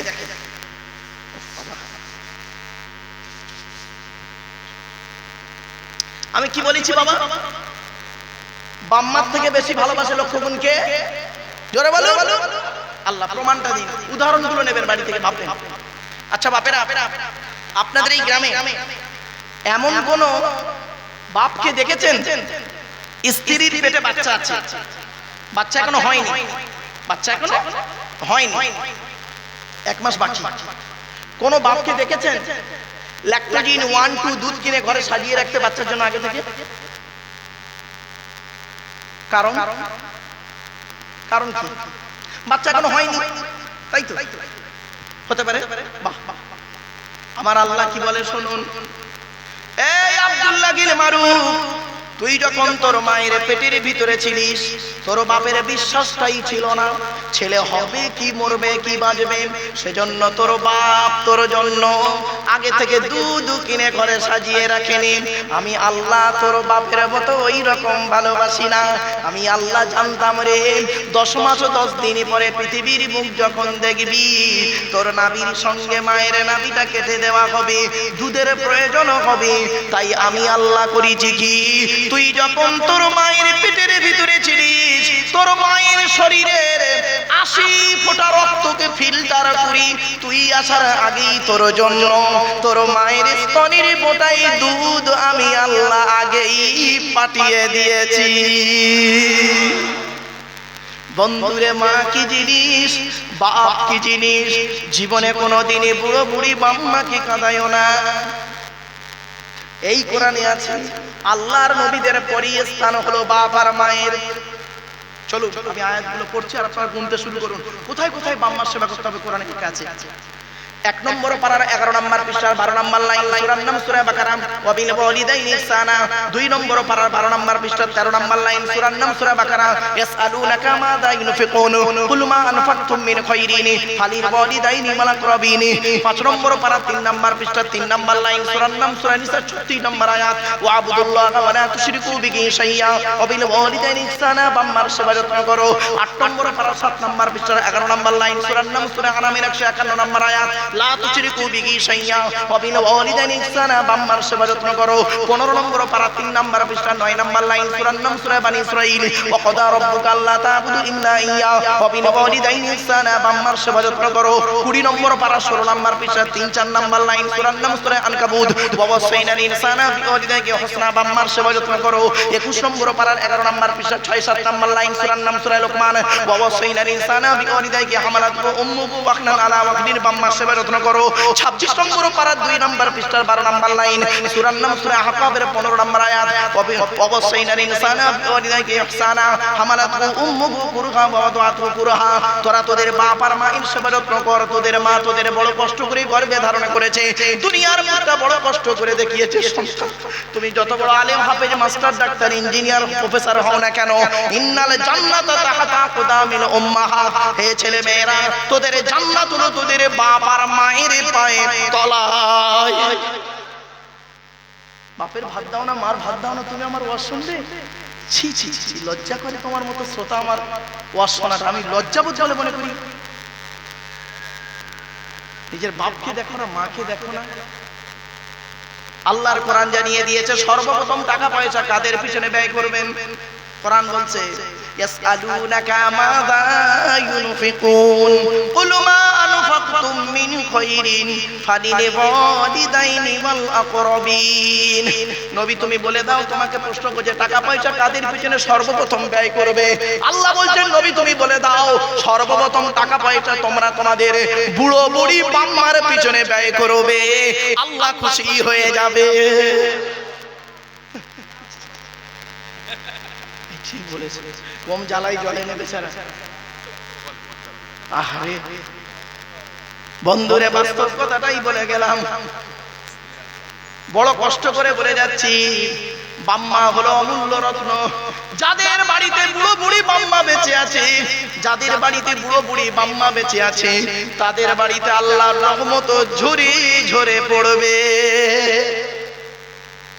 আল্লাহর নবী বলছেন, আমি বলিনি, রাদিয়াল্লাহু ফি রাদিয়াল ওয়ালিদাইন ওয়া সাকতুল্লাহি ফি সাকতিল ওয়ালিদাইন।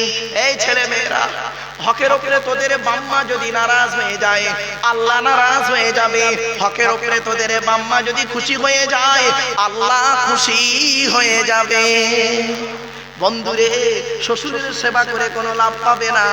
বাপকে কাঁদিয়ে তুমি শ্বশুরের সেবা করতে যেও না। মাকে খেতে দাও না, শাশুড়ি হজে নিয়ে যাচ্ছে, এরা করবেন না। মার ভাত দেয় না, শাশুড়ির হজে নিয়ে যাচ্ছে। আর শাশুড়ি জামাইয়ের খুব সুনাম করছে পাড়ায় গিয়ে, জানে আমরা হজে নিয়ে যাচ্ছে শাশুড়ি। শুনে রেখে দিয়ে, এই ছেলে, তোমার শ্বশুর তোমার বাপ হয়েছে 20 বছর উপরে তার মেয়ে দেবার কারণে, শাশুড়ি তোমার মা হয়েছে 20 বছর উপরে তার মেয়ে দেবার কারণে, তোমার বাপ হয়েছে যেদিন তুমি মায়ের পেটে এসেছিলে সেই দিন থেকে, তোমার মা হয়েছে যেদিন তুমি মায়ের পেটে এসেছিলে সেই দিন থেকে। মনে রেখো, শুধু তাই নয়, সন্তান যখন মায়ের পেটের ভিতরে লাথি মারে মা তখন আনন্দে হেসে ফেলে, আর ওই ছেলে যখন পৃথিবীর মুখ দেখে কারোর কথা শুনে মার গায়ে লাথি মারে মায়ের চোখ পেটে পানি পড়ে। দুটোই লাথি, একটা হলো পেটের ভেতরে লাথি, একটা হলো পেটের বাইরে লাথি। শুধু তাই নয়, বাস্তবটাই বলে গেলাম। মায়ের ছোট্ট পেটে ছেলের জায়গা হয় 10 মাস 10 দিন, আর ছেলের 4 তলা বিল্ডিং এ অভাগিনী মায়ের একটু শোয়ার জায়গা হয় না। আহারে, শুধু তাই নয়, আল্লাহর নবীর কাছে একজন ছেলে এসে বলছেন, قال جاء رجل إلى رسول الله صلى الله عليه وسلم إني أريد الجهاد يا رسول الله। আল্লাহর নবীকে বলছেন, ইয়া রাসূলুল্লাহ, আমি যুদ্ধের ময়দানে শহীদ হতে চাই। নবীজি বললেন, ক্বালা হাইয়ুন আবওয়াকা, তোমার বাপ আর মা কি জীবিত আছে? ছেলেটি বললেন, হ্যাঁ বাম্মা জীবিত। নবী বললেন, ক্বালা ফাফিহিমা ফাজাগি, চলে যাও, তুমি বাম্মার সেবা যত্ন করো, বাপ আর মা যদি দোয়া দিয়ে দেয় তুমি শহীদের মর্যাদা পেয়ে যাবে। ও বন্ধু, পৃথিবীর জমিনে 3 ব্যক্তির দোয়া আল্লাহর দরবারে কবুল হয়, কোনো মিস যায় না। রাসূল বললেন, সালাসু দাওয়াতিন মুস্তাজাবাতিন লা শাক্কা ফিহি, 3 ব্যক্তির দোয়া আল্লাহর দরবারে কবুল হয়, কোনো মিস যায় না। 1 নাম্বার হলো দাওয়াতুল মাজলুম, অত্যাচারকৃত মানুষের দোয়া। কোন স্বামী যদি তার স্ত্রীর উপরে অন্যায়ভাবে অত্যাচার করে, স্ত্রী স্বামীর উপরে যদি অন্যায়ভাবে অত্যাচার করে, শাশুড়ি বৌমার উপরে, বৌমা শাশুড়ির উপরে, ননদ ভাবির উপরে, ভাবি ননদের উপরে যদি অন্যায়ভাবে অত্যাচার করে, আল্লাহর তরফ থেকে গজব পড়বে, বলতে আর হবে না। ওয়াদাবাতুল মুসাফিরি, মুসাফিরের দোয়া আল্লাহ কবুল করে। 3 নাম্বার হলো ওয়াদাবাতুল ওয়ালিদি আনা ওয়ালাদিহি, কোন বাপ আর মা যদি নিজের কলিজার টুকরা সন্তানের জন্য দোয়া চেয়ে যায়, বিদ্যুতের থেকে দ্রুত গতিতে বাম্মার দোয়াটা আল্লাহর দরবারে কবুল হয়ে যায়। বন্ধু, বাড়িতে গিয়ে ভাববেন, বাম্মা এমন জিনিস। বাপেরা, সত্যি কথা বলুন তো দেখি, দয়া করে একবার হাতটা তুলবেন, লজ্জা করবেন না কেউ। কাদের বাপ মারা গেছে, অথবা মা মারা গেছে, অথবা বাম্মা দুজনে মারা গেছে, একটু হাত তুলুন তো দয়া করে। হাতটা নামান। বাবা, আমি একজন পিতামাতা হারা সন্তান। 2019 সালে অক্টোবর মাসের 3 তারিখ শুক্রবার আমি আমার বাপকে হারিয়েছি। 2023 সালে জুন মাসের 28 তারিখ বৃহস্পতিবার, বগুড়া ঈদের দিন বেলা 11:30টার সময় আমি আমার মাকে হারিয়েছি। বাপের জানাজা আমিই পড়িয়েছি, মায়ের জানাজা আমিই পড়িয়েছি। আমি একটি মাত্র সন্তান। বাপ আর মাকে কবরে দিয়ে পৃথিবী শেষ মুখ দেখেছিল আমার বাম্মা। এই পৃথিবীর জমিনে সর্বশেষ যে মুখ দেখেছিল ইনসান আমার বাপ আর মায়ের আমি। কারণ আমি মাথার ধারে নেমেছিলাম, আমি ঠিক করে দিয়েছি ওই শেষ দেখা। আমার পরে আর পৃথিবীর কোনো মানুষ আমার বাম্মার মরা মুখ দেখেনি। বন্ধু, সেই বাপ আর মায়ের মাটি দিয়ে আসার পর থেকে আজ পর্যন্ত পৃথিবীর কোনো মানুষকে অন্তর থেকে আব্বা বা মা বলে ডাকতে পারিনি। আপনারা পেরেছেন? আপনারা পেরেছেন?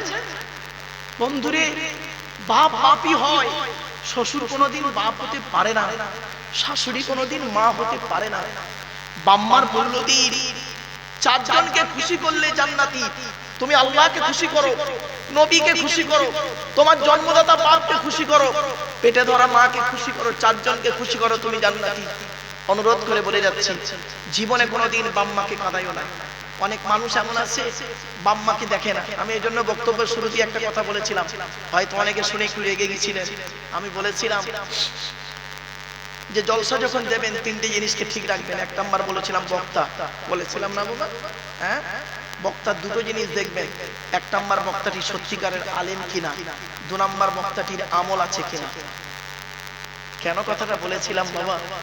যেদিন আমি অন্ধকার নীরব নগরে চলে যাব, সেদিন কত বক্তা আছে বাম্মার ভাত দেয় না, কত বক্তা আছে 5 ওয়াক্ত নামাজ পড়ে না, কত বক্তা আছে রমজান মাসে রোজা রাখে না, কত বক্তা আছে ছেলে মেয়ের স্ত্রীর হক আদায় করে না, কত বক্তা আছে কি বলবো বিড়ি সিগারেট খাইবো বাবা, আর পান থেরেঙ্গা খৈনি গুটকা শান্তি অশান্তি বিমল আর সব গুলমুল যা আছে ও তো একদম সিম্পল মানে। কত বক্তা আছে না, চরিত্রটাও ঠিক নেই বাপ। এজন্যই বলেছিলাম কথাটা হয়তো অনেকে বুঝতে ভুল করেছিলেন আমাকে। আমার গাড়ির সামনে একটা বোর্ড লাগানো আছে, দেখবেন ওয়ার্ল্ড হিউম্যান রাইটস কাউন্সিল, বিশ্ব মানবাধিকার পরিষদ, ওয়ার্ল্ড হিউম্যান রাইটস কাউন্সিলে আমি হতভাগে একজন দিল্লিতে ন্যাশনাল প্রেসিডেন্ট। বাপেরা বাস্তবটাই তুলে ধরলাম আপনাদের কাছে। বাম্মা কি জিনিস মূল্যায়ন করতে শেখো। যাদের বাম্মা মরে গেছে তারা এখন কি করবেন বলুন।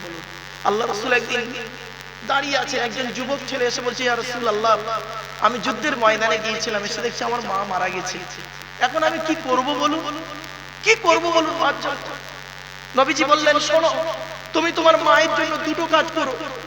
এক নাম্বার, মায়ের জন্য দান খয়রাত করো, আর মায়ের রুহে মাগফিরাতের দোয়া চাও, আল্লাহ যেন তোমার মাকে ক্ষমা করে দেয়, আর মায়ের জন্য দান খয়রাত করো।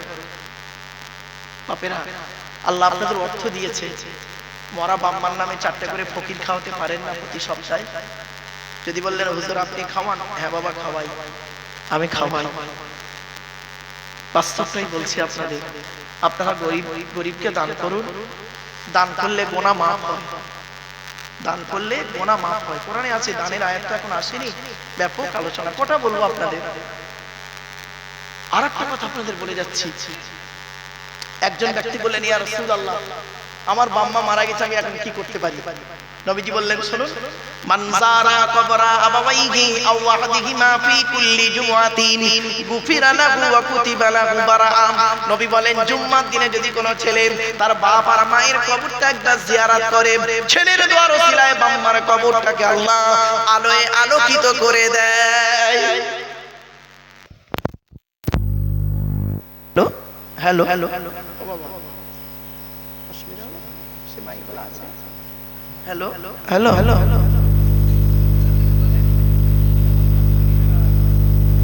Hello hello hello,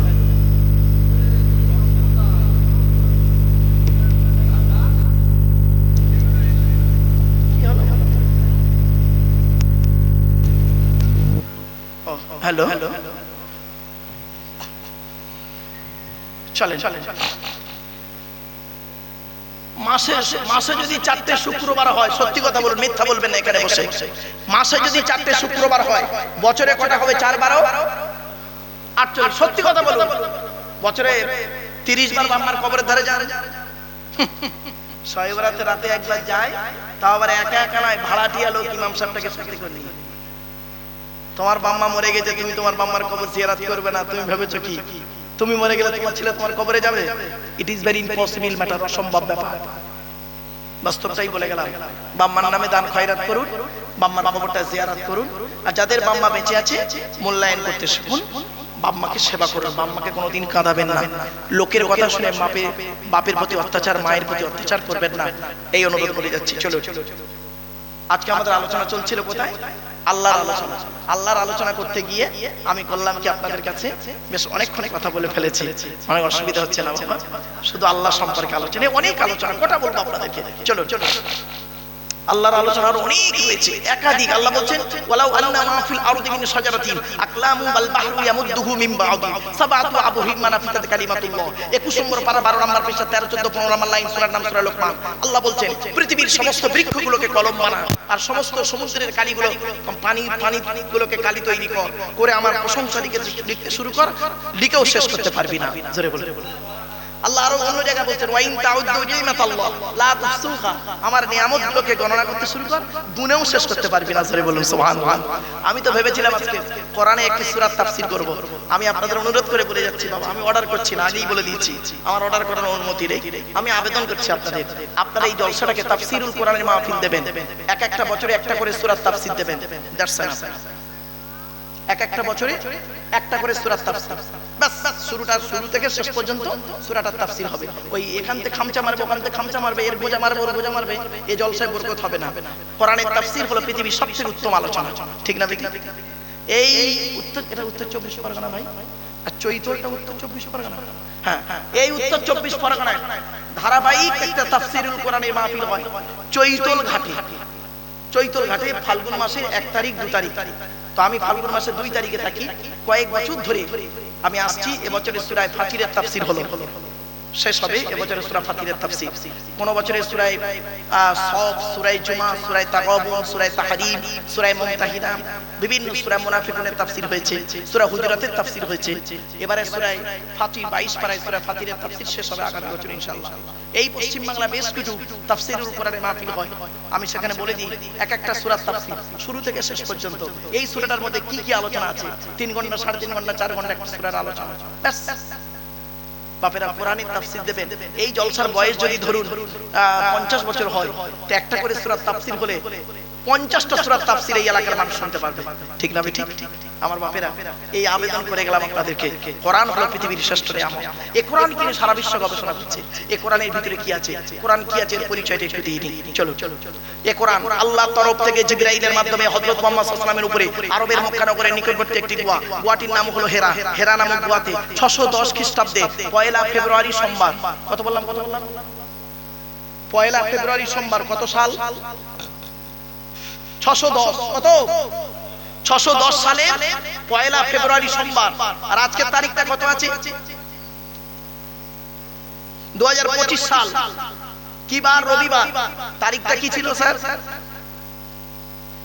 27 April. 27 April রবিবার 2025 সাল। আর কোরআন এসেছে 610 সালের 1 ফেব্রুয়ারি সোমবার। বাড়ি থেকে মাইনাস প্লাস করবেন, করলেই পেয়ে যাবেন কতদিন আগে কোরআন এসেছে। সাল, তারিখ, বার বলে দিলাম। কোরআনের প্রথম আয়াত হলো ইকরা, রিড, পড়ো পড়ো পড়ো পড়ো। এই কোরআনে আছে 82 জায়গায় বিভিন্ন অ্যাঙ্গেলে নামাজের কথা, আর কোরআনে আছে 92 জায়গায় লেখাপড়ার কথা। কত কত কত? তা কোন সংখ্যাটা বেশি, 82 না 92? তাহলে লেখাপড়ায় পিছিয়ে কেন? মুহাম্মদ সাল্লাল্লাহু আলাইহি ওয়াসাল্লাম বললেন উতলুবুল ইলমা মিনাল মাহদি ইলাল লাহাদ, দোল্লা থেকে নিয়ে কবর পর্যন্ত লেখাপড়া শেখো। আজকে লেখাপড়ায় পিছিয়ে মুসলমান। শতমূর্খ লয়ে আমি স্বর্গে নাকি যাব, দ্বাদশ পণ্ডিত নিয়ে পাতালেই রব। 100 জন মূর্খ মানুষকে নিয়ে স্বর্গে গিয়ে কোনো লাভ নেই। 12 জন শিক্ষিত লোককে নিয়ে নরকে থাকা অনেক ভালো। মূর্খ বন্ধুর থেকে শিক্ষিত শত্রু ভালো। কথাটা একেবারে ফেলে দেবার নয়, বাস্তব কথা বললাম। লেখাপড়া এগিয়ে যান। বিশ্বনবী মুহাম্মদ সাল্লাল্লাহু আলাইহি ওয়াসাল্লাম কিতাবুল ইলম সম্পর্কে ব্যাপক আলোচনা আছে। স্টুডেন্টদেরকে আমি পড়াতে গিয়ে, হাদিস পড়াতে গিয়ে এগুলো বলতাম যে কচি তোমরা অন্তত মানুষকে এই কথাগুলো বলো, স্টেজে উঠে নিজেদের মধ্যে মারামারি ঝগড়া না করে সমাজের মানুষ এইটুকু সচেতন করো, লেখাপড়ার দিকে মানুষ এগিয়ে আসো। এই কোরআন কি নিয়ে সারা বিশ্ব গবেষণা করছে, কি নেবেন কোরআনে বলুন? সবই কোরআন কিনে গবেষণা চলছে। এই কোরআনের ভিতরে কি আছে? 30টা পারা, 540টা রুকু, 114টা সূরা, 14 থেকে 15 খানা সাজদা, 7টা মানজিল, 8 থেকে 12 খানা সানাতা, 6666টা আয়াত, কেউ বলেছেন 6236টা আয়াত, 3,23,215টা অক্ষর। এই কোরআন 22 বছর 9 মাস কয়েকদিন, কম বেশি 23 বছর ধরে কোন ঘটনাকে কেন্দ্র করে, কোন ব্যক্তিকে কেন্দ্র করে, কোন বস্তুকে কেন্দ্র করে, কোন জায়গাকে কেন্দ্র করে কোরআনের আয়াতগুলো নাযিল হয়েছে। 6000 আয়াত নাযিল হয়েছে, 12000 জায়গায় নাযিল হয়েছে। কটা জায়গার নাম জানেন? ওই মক্কা আর মদিনাই তো জানেন। এই কোরআনে আছে, এই কোরআনে আছে সবর শব্দটা, ধৈর্য শব্দটা 104 জায়গায়। এই কোরআনে আছে 1000টা বেশি আয়াত হলো বিজ্ঞান ভিত্তিক। এই কোরআনে আছে 250 রকমের হারাম, 250 রকমের হালাল। কটা হারাম হালাল জানেন? ওই মদ খা, সুদ খা, ঘুষ খা, বিয়ের পণ নেওয়া, নারী নির্যাতন, জমি লাল চুরি করা, হুক মেরে কারেন্ট নেওয়া, লোকের গজা মারা, এইটুকুই তো জানেন। 250 রকমের হারাম আছে কোরআনে। অনেকের বাড়িতে গিয়ে দেখবেন এই কোরআন বড় বড় কিতাব সানসেটে তুলে রেখেছে। ছেলে আমার মাস্টার, ডাক্তার, ইঞ্জিনিয়ার, প্রফেসর হবে। আর অনেক মুসলমানের বাড়িতে গিয়ে দেখবেন আজকে সানসেট গুলোতে বিশাল বড় বড় তরকারি হাঁড়ি আছে, মাল বগরাই দেবে রবে, ঠিক না? বাড়ি থেকে ভাবতে লেখাপড়ার প্রতি গুরুত্ব দিই। এডুকেশন জিনিসটাই আলাদা। চলো রাখি যাচ্ছে। এই কোরআন যার উপরে নাযিল হয়েছে তার পরিচয় কি? আখিরি নবী মুহাম্মদ সাল্লাল্লাহু আলাইহি সাল্লাম, তাই তো নাকি? চলো আমি বলেছিলাম আল্লাহর পরিচয় দিতে গিয়ে অনেকক্ষণ জানো অনেক আলোচনা, কথা বলবো আপনাদের। চলো এসব আলোচনা শুনতে একটু লং টাইমের ব্যাপার, একটু ধৈর্যের ব্যাপার আছে। চলো এবার আসছি নবীদের পরিচয়। নবীদের পরিচয় কথা বলেছিলাম, বা মনে আছে না ভুলে গেছেন? 3টে। কি কি? 1 নাম্বার, যিনি নবী হবে তার চরিত্র উত্তম হতে হবে। 2 নাম্বার, যিনি নবী হবে তার উপর আল্লাহর তরফ থেকে ওহী নাযিল হতে হবে। 3 নাম্বার, যিনি নবী হবে তার দ্বারা অলৌকিক ঘটনা ঘটতে হবে, একটা হোক বা 50টা হোক। পৃথিবীতে যত নবী এসেছেন প্রত্যেক নবীর মাধ্যমে আল্লাহ পাক এই পৃথিবীতে 1 থেকে 50টার বেশি মুজিজা দেয়নি, কিন্তু আমার নবী বিশ্বনবী সাইয়্যিদুল মুরসালিন মুহাম্মদ সাল্লাল্লাহু আলাইহি ওয়াসাল্লামের মাধ্যমে আল্লাহ পাক পৃথিবীতে 1000-এরও বেশি মুজিজা দিয়েছেন। সর্বশ্রেষ্ঠ হলো কোরআনুল মাজিদ নাযিল করা। এই কোরআন এমন এক কিতাব, একে নিয়ে আর সারা বিশ্ব গবেষণা করছে। আমরা এটাকে ব্যবহার করলাম তেল পোড়া, পানি পোড়া, ওয়াজ করা, খতম পড়া, তাবিজ মারা, ঘর বন্ধ করা, আর নিজেদের মধ্যে মারামারি করা। ঠিক না বেঠিক? আফসোস এই জায়গাটায়। চলুন এগিয়ে যাচ্ছি। এই কোরআন যার উপর নাযিল হয়েছে তার পরিচয়টা দিই। তিনি হলেন আমাদের নবী, আখিরি নবী মুহাম্মদ মুস্তাফা সাল্লাল্লাহু আলাইহি সাল্লাম। এখন আমাদের নবীর পরিচয়টা দিয়ে দিই। চলুন। আচ্ছা, আমাদের নবী কোন বংশে জন্মগ্রহণ করেছেন? জোরে বলুন। কুরাইশ। কুরাইশ, তাই তো? আচ্ছা আচ্ছা, তবে সুবহানাল্লাহর জোরে বলতে হবে, পারবেন তো? ঠিক আছে। কোন বংশ বললেন? মুহাম্মাদের বাপের নাম আব্দুল্লাহ, আব্দুল্লাহর বাপের নাম আব্দুল মুত্তালিব, আব্দুল মুত্তালিবের বাপের নাম আব্দে মান্নাফ, আব্দে মান্নাফের বাপের নাম হাশিম, হাশিমের বাপের নাম কুসাই, কুসাইয়ের বাপের নাম কিলাব, কিলাবের বাপের নাম মুররা, মুরার বাপের নাম লুবাই, লুবাইয়ের বাপের নাম কাব, কাবের বাপের নাম গালিব, গালিবের বাপের নাম ফিগির, ফিগির থেকে কুরাইশ বংশ এসেছে। নবীর বাপের নাম আব্দুল্লাহ, মায়ের নাম আমিনা, দাদার নাম আব্দুল মুত্তালিব, দাদির নামটা কি? নেতিলা বিনতে খব্বাব, ব্র্যাকেটে ফাতেমা, কেউ বলেছেন সামিরা। নবীর নানার নাম হলো আব্দুল ওয়াহাব জুহরি, নবীর নানির নাম হলো বারিরা বা বাররা, নবীর দুধমার নাম হলো হালিমা, নবীর দুধ বাপের নাম হলো হারেস, নবীর দুধ ভাইয়ের নাম আব্দুল্লাহ, নবীর বাপের নাম আব্দুল্লাহ, নবীর দুধ ভাইয়ের নাম আব্দুল্লাহ। দূরে যেন এক করে ফেলবেন না। নবীর জন্ম 570 খ্রিস্টাব্দে। ইংরেজি কি মাস ছিল? 29শে আগস্ট। আরবি মাস ছিল রবিউল আউয়াল মাস, 12 তারিখ, মতান্তরে 9 তারিখ, সোমবার সবে সাদেকে সময় আরবের মক্কা নগরী কুরাইশ বংশে নবীর জন্ম। নবীর বাপেরা হলো 10 ভাই, নবীর মায়েরা হলো 19 বোন। নবীর 9টা চাচা, 18টা খালা, 6টা ফুফু, 7টা ছেলে মেয়ে। তুমি তো নবীর কিছুই জানো না বাবা। নবীকে নিয়ে আপনি জানবেন না, শুধু লা ইলাহা ইল্লাল্লাহ মুহাম্মাদুর রাসূলুল্লাহ জানবেন, এইটুকু। কেন সারা বিশ্ব নবীকে নিয়ে গবেষণা করছেন, আপনি কেন জানবেন? হ্যাঁ, এটা ঠিক না। চলুন এগিয়ে যাচ্ছি। নবীর চাচা হলো 9টা চাচা, নামগুলো শুনুন। বড় চাচার নাম হারেস, কি বললাম? হারেস, জুবায়ের, মুকাইয়িম, ফাইদাক, জাইদাক, আবু লাহাব, হামজা, আব্বাস, আবু তালেব। নবীর বাপ হলো আব্দুল্লাহ। কই আবু জাহালের নাম তো এখানে নেই। আবু জাহাল নবীর চাচা না। হয়ে দেখেছে, আমার আবু জাহালকে নবী চাচা বলে বাজারে চালিয়ে দিই। আমার বাপেরা কথাগুলো শুনতে খারাপ লাগছে, এজন্য আপনাদের বলি আলেমের ওয়াজ শুনবেন বাবা। সত্যিকারের লেখাপড়া করা আলেম, আর ওই লোকের মুখে শুনে পড়াশোনা না করে স্টেজে ওঠা অনেক কঠিন ব্যাপার। বুনিয়াতুত তালিবিন বলে একটা কিতাব লিখেছেন বড় পীর আব্দুল কাদের জিলানী রাহমাতুল্লাহ আলাইহি। তিনি বলছেন ওয়াজ করবে কোন লোকটা? যে লোকটা মিশকাত শরীফ, মিশকাত শরীফ নাম শুনেছেন বাবা? আর তাফসিরে জালালাইন, তাফসিরে জালালাইন আর মিশকাত আর শারহুল বিকায়া, এই 3টে কিতাব, তাফসিরের কিতাব, ফিকার কিতাব আর হাদিসের কিতাব, কমসে কম এই 3টে কিতাব যে ব্যক্তি পড়তে পারে, পড়াতে পারে, পড়তে পারে, পড়াতে পারে, ওই লোকটা স্টেজে ওয়াজ করার যোগ্যতা রাখে বাবা। মিশকাত শরীফ খুলে দিলে কোন দিক থেকে পড়তে হয় তার সেইটুকু কমন সেন্স টুকু নেই বাবা। তাকে নামের আগে আল্লামা বলে দিলে বাবা। আল্লামা শব্দের ডেফিনেশনটা জানেন? হ্যাঁ, শুনে নিন, আজ বলে যাচ্ছি। কটা শব্দ উচ্চারণ করছে ঠিক করে নিন। ইলিম, ইলিম, শেষ করতে? ও আচ্ছা, ও স্যার বুঝে 2 ঘন্টা হয়নি। আমার অসুবিধে নেই, ও কালকে আমার স্কুল রয়েছে তো ওই জন্য প্রবলেম। চল চল চলে চলে। ইলিম, আলাম, আলাম, আলিম, আলিম, আল্লামা, আলাম। কটা শব্দ উচ্চারণ করলাম? 7 রকম শব্দ হলো। ইলিম, ইলিম, আলাম, আলাম, আলিম, আলিম, আল্লামা, আলাম। একটু মানে শুনে নিন। ইলিম মানে জ্ঞান, আলাম মানে পতাকা, পতাকা, ওই যে পতাকা। আলাম, আতে টান হবে, আলাম মানে জগৎ। আলহামদুলিল্লাহ রাব্বিল আলামিন, আলামিন বলতে হবে। আলামিন বললে গুনাহ হবে, ভুল হবে। যেখানে টান নেই সেখানে টান দেয়, আর যেখানে টান আছে সেখানে টান দিয়ে টান দেবে না। এটাই তো ভুল, অশুদ্ধ এখানেই তো হয়। বাবা যেখানে টান আছে সেখানে টান দাও, নইলে মানে পাল্টে যাবে। আলাম মানে হচ্ছে জগৎ। আলহামদুলিল্লাহ রাব্বিল আলামিন, আলামিন নয় আলামিন।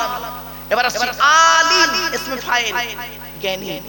আলিম সিফাতে মুশাব্বাহ, এর উপরে হচ্ছে অধিক জ্ঞানী। আল্লামা ইসমে মুবালাগা, অধিক জ্ঞানী লোককে বলা হয় আল্লামা।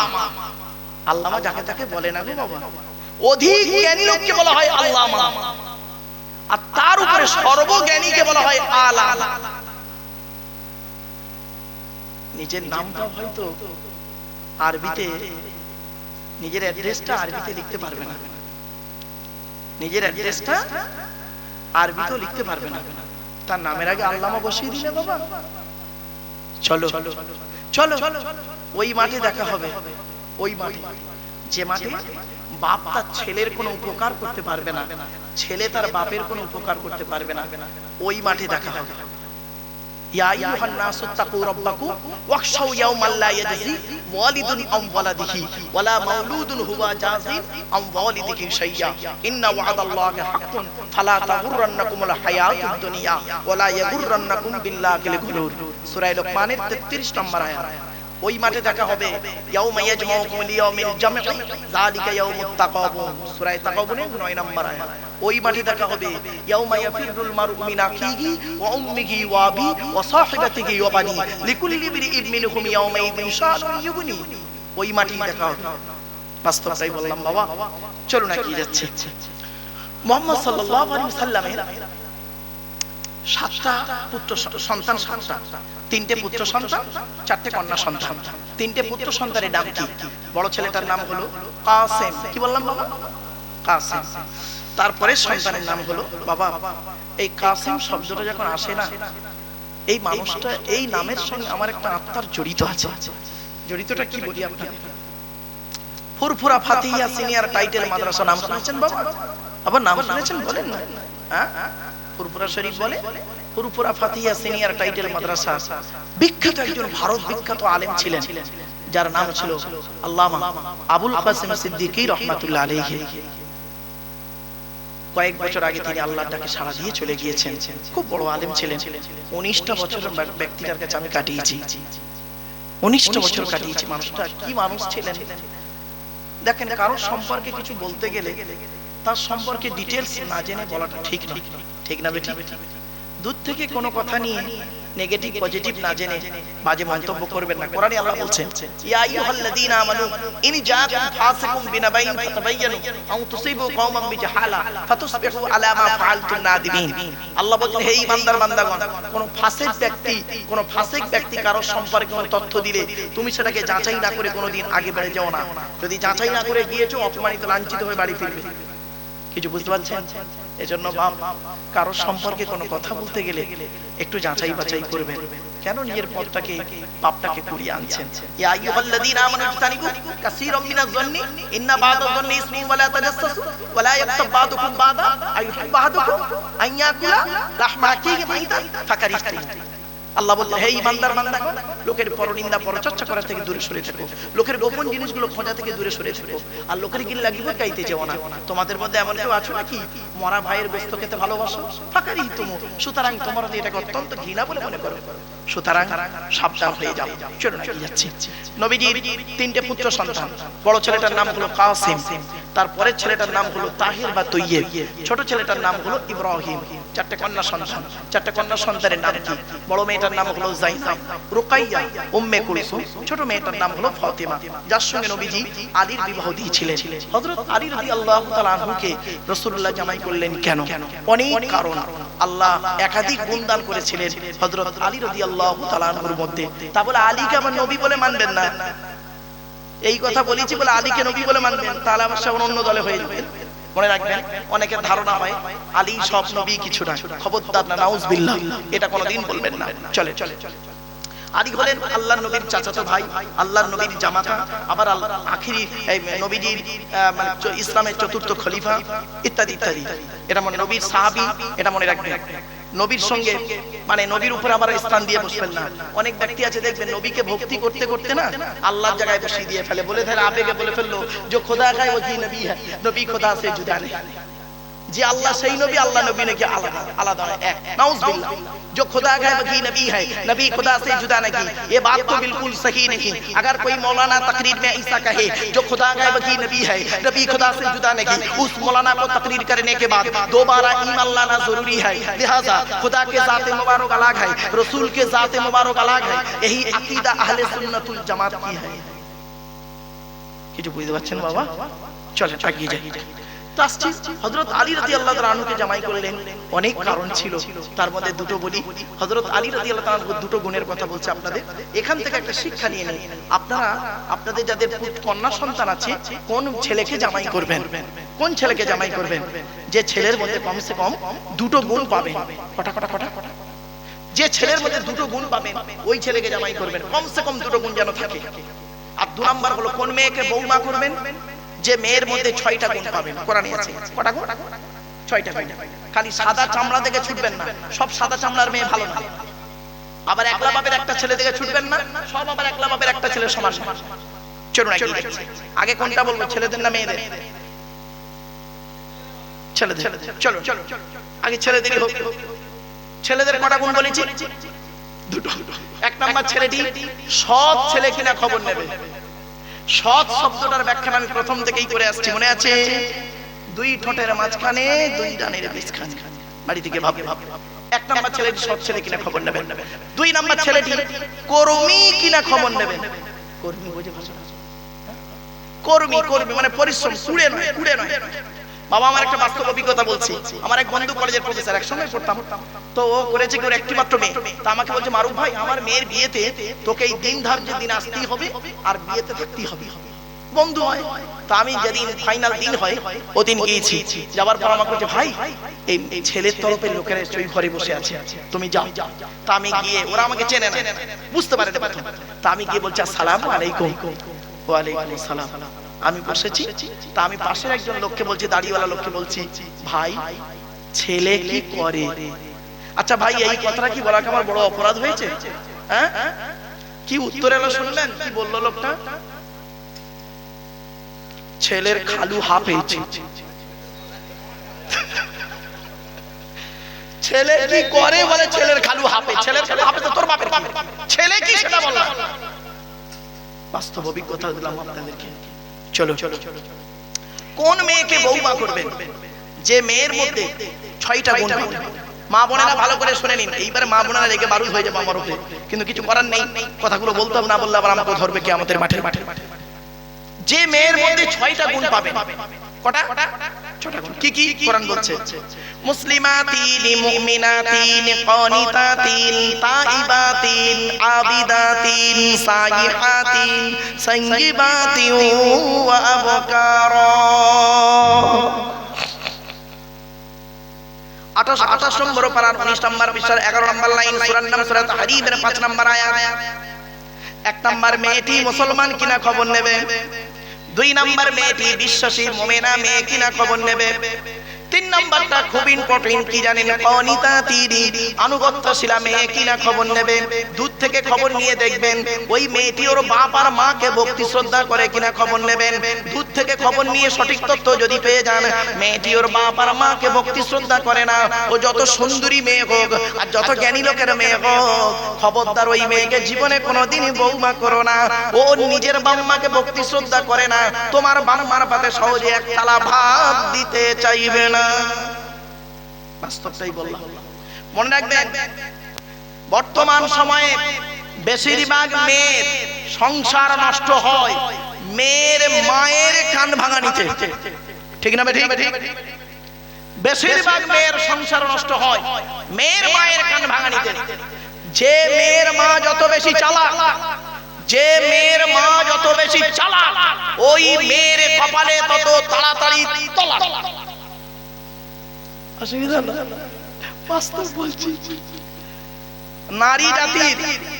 নারী জাতির পৃথিবীতে শত্রু হলো দুটো। কটা? দুটো শত্রু। এক নম্বর শত্রুর নাম শুনুন। নারী জাতির এক নম্বর শত্রুর নাম হলো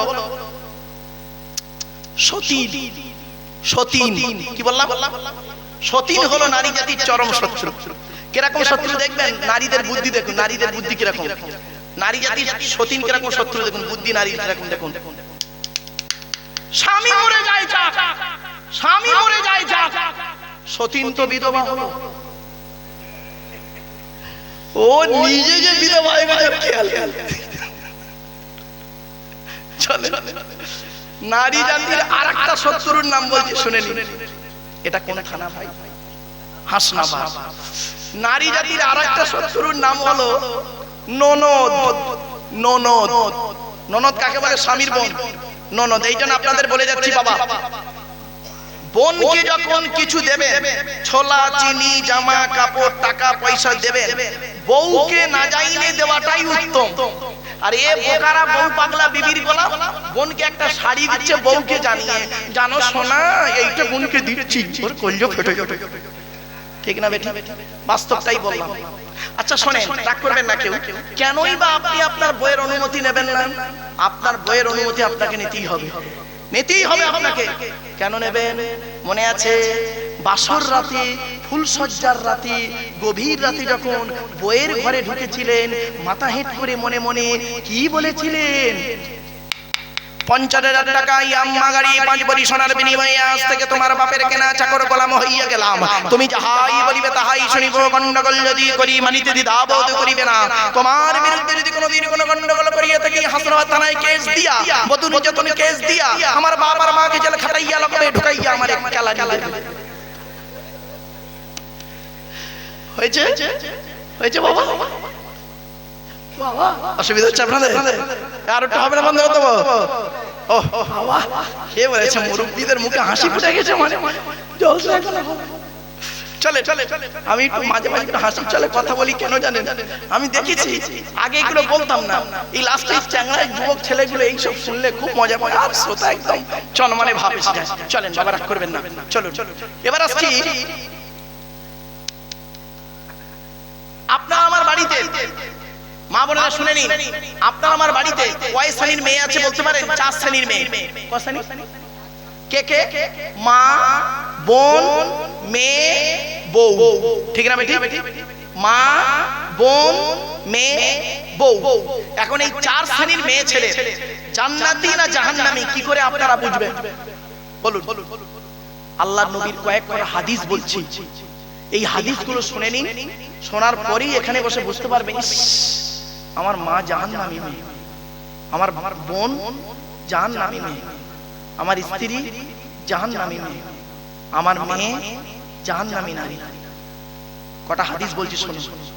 আল্লাহর নবী বললেন, ওই সমস্ত মেয়েরা হবে জাহান্নামী যে মেয়ে ছেলে তার স্বামীর সঙ্গে যখন কথা বলে, মেজাজ দিয়ে কথা বলে, কর্কশ ভাষায় যে নারী তার স্বামীর সঙ্গে কথা বলে, ওই নারী যত নামাজ পড়ুক, রোজা রাখুক, হজ করুক, ওই নারী হলো জাহান্নামী নারী। আজ বাড়িতে গিয়ে দেখবেন, আপনার মা যদি আপনার বাপের সঙ্গে মেজাজ দিয়ে কথা বলে, আপনার দায়িত্ব হলো মাকে বোঝানো, মা তুমি বলো না, আব্বার সঙ্গে খারাপ কথা বলো না, মেজাজ দিয়ে কথা বলে তোমার ঈমানটা নষ্ট করো না।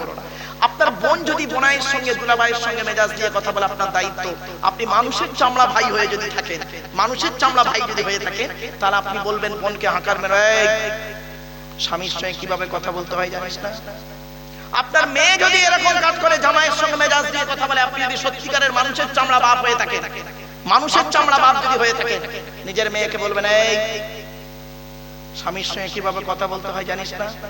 সেটা করেন না। আরো কি করেন? মেয়ের পক্ষ নিয়ে স্বামী জামাইয়ের বিরুদ্ধে হাসনাবাদ থানায় বধূ নির্যাতন কেস করেছে।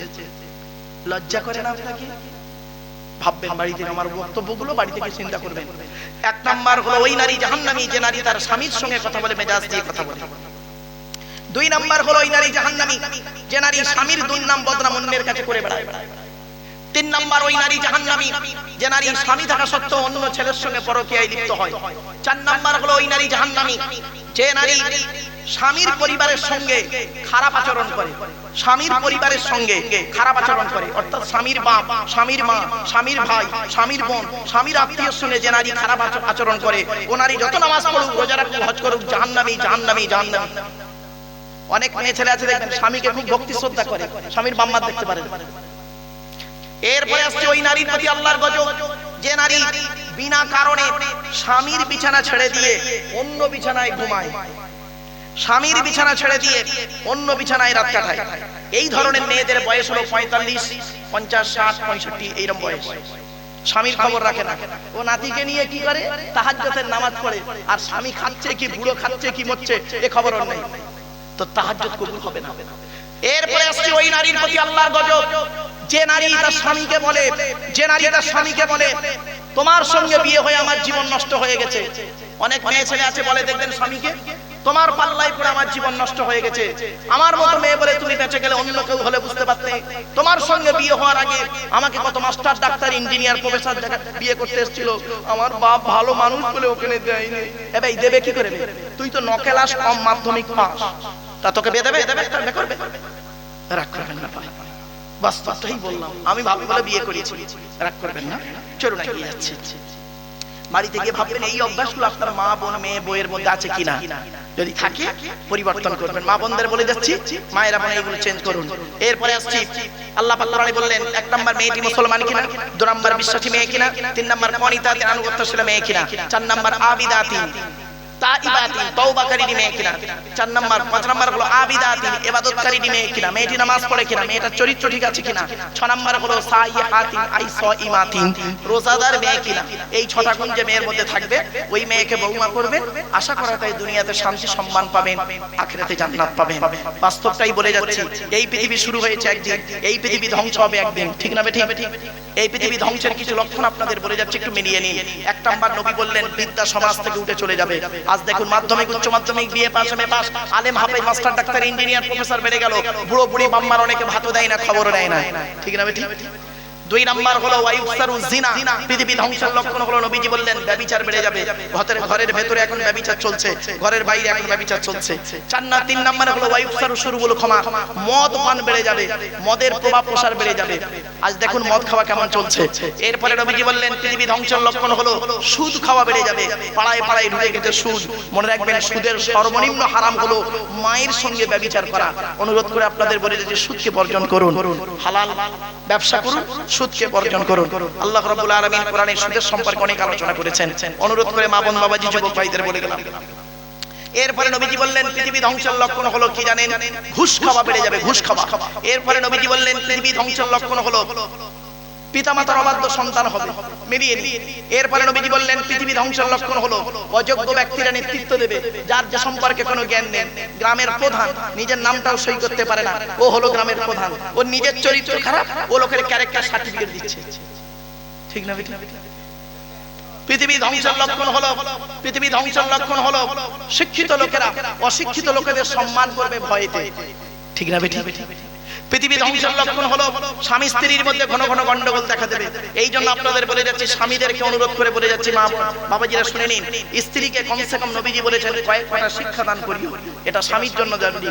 মনে রাখবেন বিয়ে করলেই স্বামী হলাম না, আর জন্ম দিলে বাপ হওয়া যায় না, পেটে ধরলে মা হওয়া যায় না, অনেক দায়িত্ব আছে, মনে রাখবেন। স্বামীদেরকে বলেছেন নবীজি বলেছেন এই স্বামীরা তোমরা তোমাদের স্ত্রীদেরকে কয়েকটা শিক্ষা দান করবে। তার মধ্যে 1 নাম্বার হলো আসসালামু কাবলাল কালাম, স্বামী স্ত্রী যখন কথাবার্তা বলবে একে অপরকে সালাম দেওয়া নেওয়া করবে, আল্লাহর রহমত মহব্বত ভালোবাসা আল্লাহ বাড়িয়ে দেবে। বউকে কোনোদিন সালাম দিয়েছেন? না। শালীকে সালাম দিচ্ছে, শালীকে, আরো দাদার শালীকে ঘন ঘন মোবাইলে মিস কল, তোর মোবাইল নষ্ট করবে। 2 নম্বরে নবীজি বললেন এই স্বামীরা তোমরা তোমাদের স্ত্রীদেরকে এই শিক্ষা দান করবে, তারা যেন কোনোদিন কাবা শরীফের দিকে মুখ করে কোনোদিন থুতু যেন না ফেলে। ও নিজে পান তেরেঙ্গা খৈনি গুটকা শান্তি অশান্তি বিমলকে কোন দিকে থুতু বলে তার কোনো ঠিক নাই, আর বউকে বলবে কি করে? 3 নাম্বার, এই স্বামীরা তোমরা তোমাদের স্ত্রীদেরকে এই শিক্ষা দেবে, তারা যেন কোনোদিন কাবা শরীফের দিকে মুখ করে কোনোদিন পেশাব পায়খানা যেন না করে। তারপরে বলা হয়েছে তোমরা তোমাদের স্ত্রীদেরকে এই শিক্ষা দেবে, তারা যেন কোনোদিন কাবা শরীফের পেছন ফিরে যেন পেশাব পায়খানা যেন না করে। তারপরে বলা হয়েছে তোমরা তোমাদের স্ত্রীদেরকে এই শিক্ষা দেবে, তারা যেন কোনোদিন গোসলখানায় পেশাব যেন না করে। তারপরে বলা হয়েছে তোমরা তোমাদের স্ত্রীদেরকে এই শিক্ষা দেবে, তারা যেন কোনোদিন গোসলখানায় উলুগ্ন অবস্থায় গোসল যেন না করে। তারপরে বলা হয়েছে তোমরা তোমাদের স্ত্রীদেরকে এই শিক্ষা দেবে, তারা যেন হাতের চুড়ি, কি বলেন স্যার, চুড়ি হাতের চুড়ি তারা যেন কোনোদিন দুটো ব্যবহার যেন না করে। মা বোনেরা শুনে নিন, এক হাতে একটা চুড়ি পরবেন, এক হাতে দুটো চুড়ি পরা মেয়েদের নিষেধ আছে। কোথায় আছেন আপনি? এরপরে নবীজি বললেন এই স্বামীরা তোমরা তোমাদের স্ত্রীদেরকে এই শিক্ষা দান করবে তারা যেন মাথার বালিশ, কি বলেন বালিশ বালিশ, মাথার বালিশ তারা যেন কোনোদিন দুটো ব্যবহার যেন না করে। স্বামী স্ত্রী যখন ঘুমাবে একটি মাত্র লম্বা বালিশে দুইজনে মাথা রেখে ঘুমাবে। স্বামী স্ত্রী যদি এক বালিশে মাথা রেখে ঘুমায়, আল্লাহর রহমত মহব্বত ভালোবাসা আল্লাহ বাড়িয়ে দেবে। এই ওয়াজটা শোনার পরে আমার মুরব্বী বাবাজি মনে মনে অনেকে বলছে, ওরে মারু 20 বছর আগে কেন এই নুরানি সেই ওয়াজটা করলি না? তোর চাচি আর শুতে নেয় না। ও দোষটা কি আমার? আমার বাপের তো দোষ, আমার বাপ বেকতে দেরি করেছিল। রাগ করবেন না, চলে।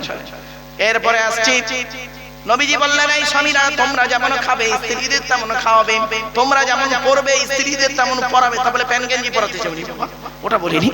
এরপরে নবীজি বললেন, স্ত্রীর গালে প্রথম খাবার তুলে দেবে। রাসূল বলেছেন, কোন স্বামী যদি তার স্ত্রীর গালে প্রথম খাবার তুলে দেয়, সদকা পরিমাণ নেকি আল্লাহ পাক ওই স্বামীর আমলনামায় লিখে দেবে। বইয়ের গালে কোনোদিন তো খাবার তুলে দেননি।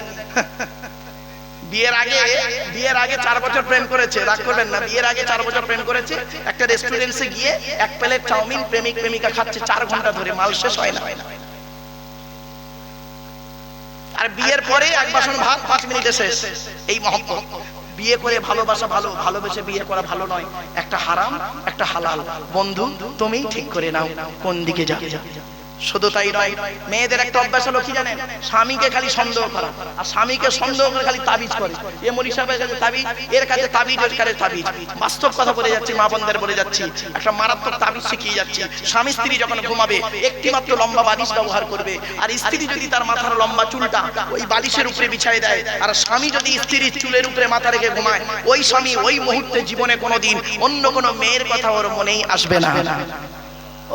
এই ওয়াজটা শোনার পর আমার মা বোনরা মনে মনে বলছে, মারু ভাই তুই এবার বাড়ি যা, ওদের ঘরে আসতে দে, চুল গলায় জড়িয়ে গলায় দড়ি দে, মেরে তো ভাই যা পারিস কর বাবা, আমি চললুম বাবা।